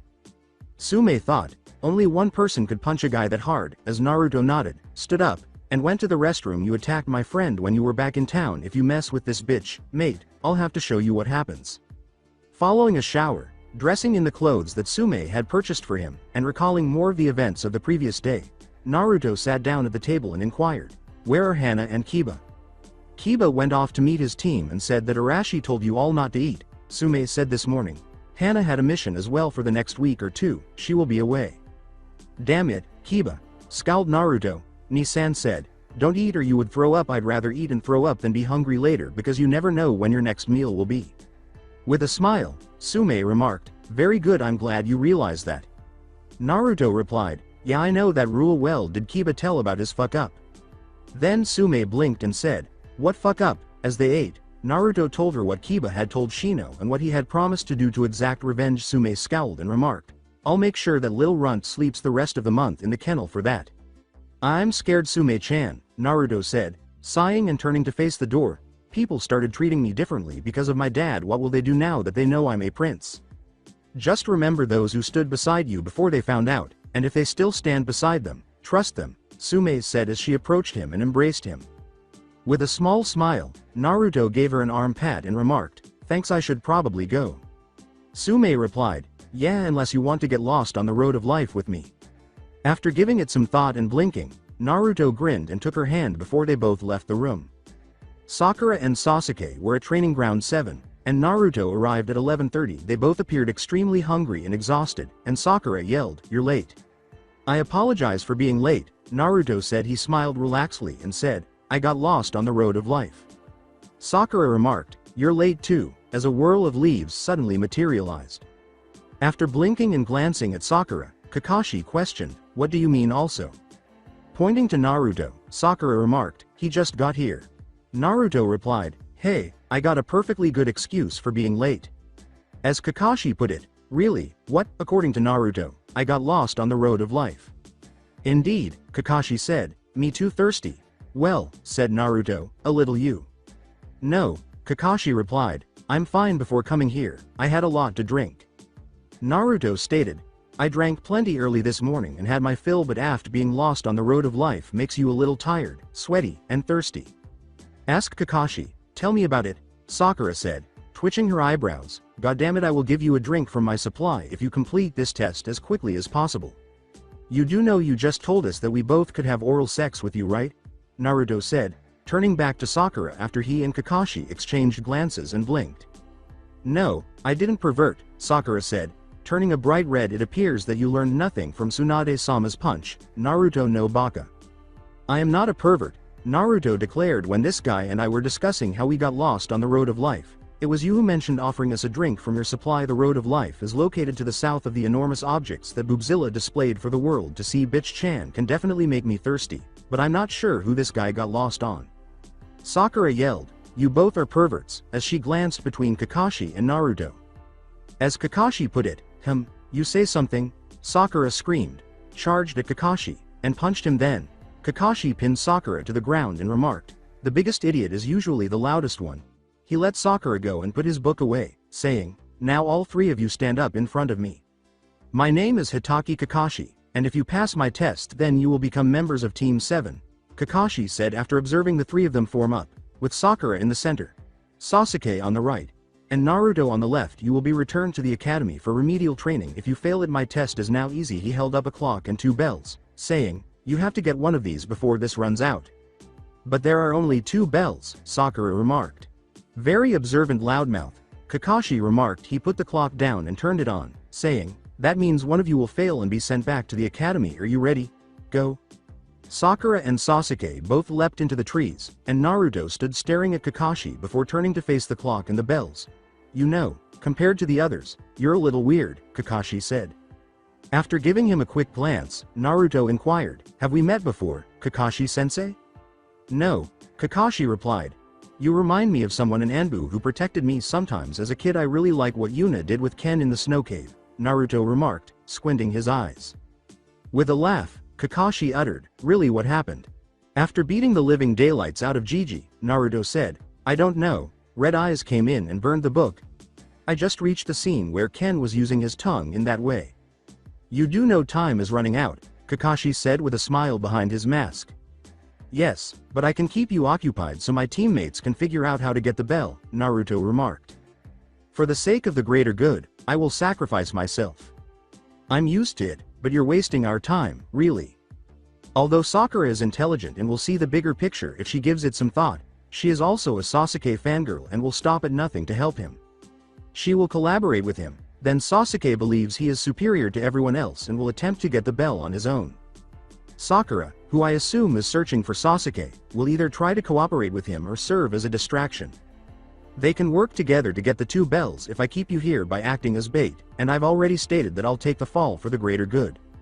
We all pass as a result. In addition, now that Sasuke is aware of everything that transpired yesterday, the only way the Hokage and the council can be certain they won't lose the Sharingan is to either tie him to a bed and allow some of his fangirls to rape him, possibly due to the burns I noticed around his wrista, or turn him into a ninja so you can watch over him. Konoha also doesn't want Nissan or me to run too far because of what was said yesterday. So politics will once more force the council and Gigi to pass this team. Sakura is here because I had a crush on her, so I probably won't want to leave her behind. And she won't want to leave Sasuke behind either. She will yell at the top of her lungs to warn you if Sasuke tries to flee to find Maddie. In any case, you're squandering both your reading time and our training time. The clearing fell silent, and Kakashi asked, and how did you come up with that? I sent a cage bun Shin to Gigi's office on my way here, grabbed his secret stash of sake and a lighter, and threatened to burn his Icha paradise if he didn't tell me a quick way to pass your test, Naruto said. Bitch-chan promised me a second trip on the road of life if I could finish by 1 p.m. pass as Cyclops. Now a pussy is waiting. You are a pervert, yelled Sakura as she emerged from the woods, furious. She said, I can't believe you as your brother twisted like that. Ask Ne-chan, Naruto said. I'm not sure. I am aware that women and men are equally perverted. If you weren't, you wouldn't spend your days staring at men's feet and believing that old proverb. As Sakura flushed, Kakashi laughed and asked, what do you both think? Are you able to collaborate as a team? Sasuke replied, Dobi, are you planning to get revenge on Madara? Renge no justice. Yes, Naruto said, turning to face Sasuke. Madara is the one who killed my parents and stole from the tombs of my ancestors. I don't care who strikes him last as long as he as long as he falls. After nodding, Sasuke remarked, I can work with the Dobi. Sakura replied, I think I should file a restraining order. Naruto snorted and turned to leave, saying, Sakura, you're not my type. Sakura asked, what did you say? As her eyes widened. You're not my type, Naruto said, turning around. Perhaps you will be one day, but for now, if we were to get together, it would be because I was second best or because of what I am rather than who I am. Why should I undervalue myself when I already have 2 women in my life who love me for who I am? We both deserve better than that, so did we pass? I'll be your friend, teammate, and even your best friend, but I won't be your second choice or stepping stone. Gazing at Sakura, who was in a state of shock, Kakashi exclaimed, Sakura, Sakura, Sakura. With a slight tremble of surprise, Sakura said, yes, sensei. Kakashi responded, do you have a problem with being teammates with either Sasuke or Naruto? Sakura glanced at both and shook her head no, and Kakashi replied, all right, but before I give you my response, I'd like to share something else with you. Do you notice that stone over there? It's the hero stone, and everyone on it is a hero because they have saved the lives of their teammates and friends from this day on.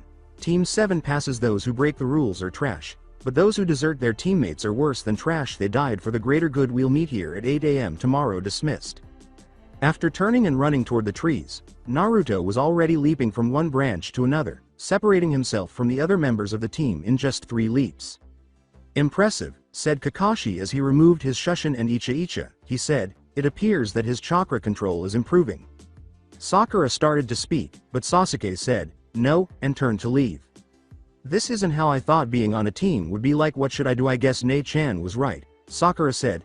Closing her mouth and frowning, she took out the scroll Sakura had given her and started reading it, saying, just worry about myself and train. Let's see.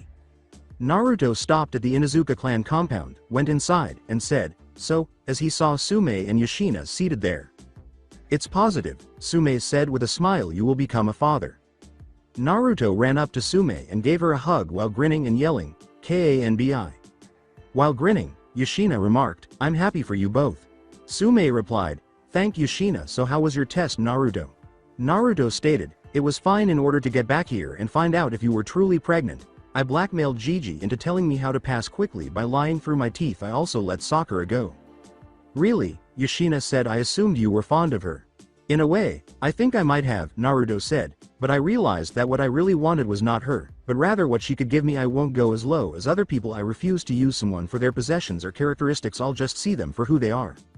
That's very wise. Well, I must be going, Yoshina said, nodding as she walked away. She said, congratulations again and good luck. Sume replied, so what all really happened on the test? Oh, I have to tell Hana about that when she gets back. But why did you call me bitch-chan? Sume said, laughing as he held her by the side after Naruto finished telling her. So others won't realize it's you right now, Naruto said. Sume inquired, so what's Hana name going to be to protect here? To quote Naruto, mini bitch, oh god, Sume said, rolling on the ground with laughter. Thank you, Naruto, I adore you. As he approached and planted a kiss on her, Naruto said, and I love you, Sume-chan. Sume answered, and then she got up and said, come on, don't want people think your words aren't true. As she pulled him to the bedroom, she said, "Let's celebrate." After hearing the sound of animals mating inside the house, Kiba discovered a note on the door instructing him to spend the night at the kennel. As he departed, Kiba remarked, "At least at the kennels I'll get a good night's sleep." So that's it for today. I hope you guys enjoyed it. Don't forget to like, share and subscribe to the channel for more awesome stories like this. Thank you. See you all in my next video.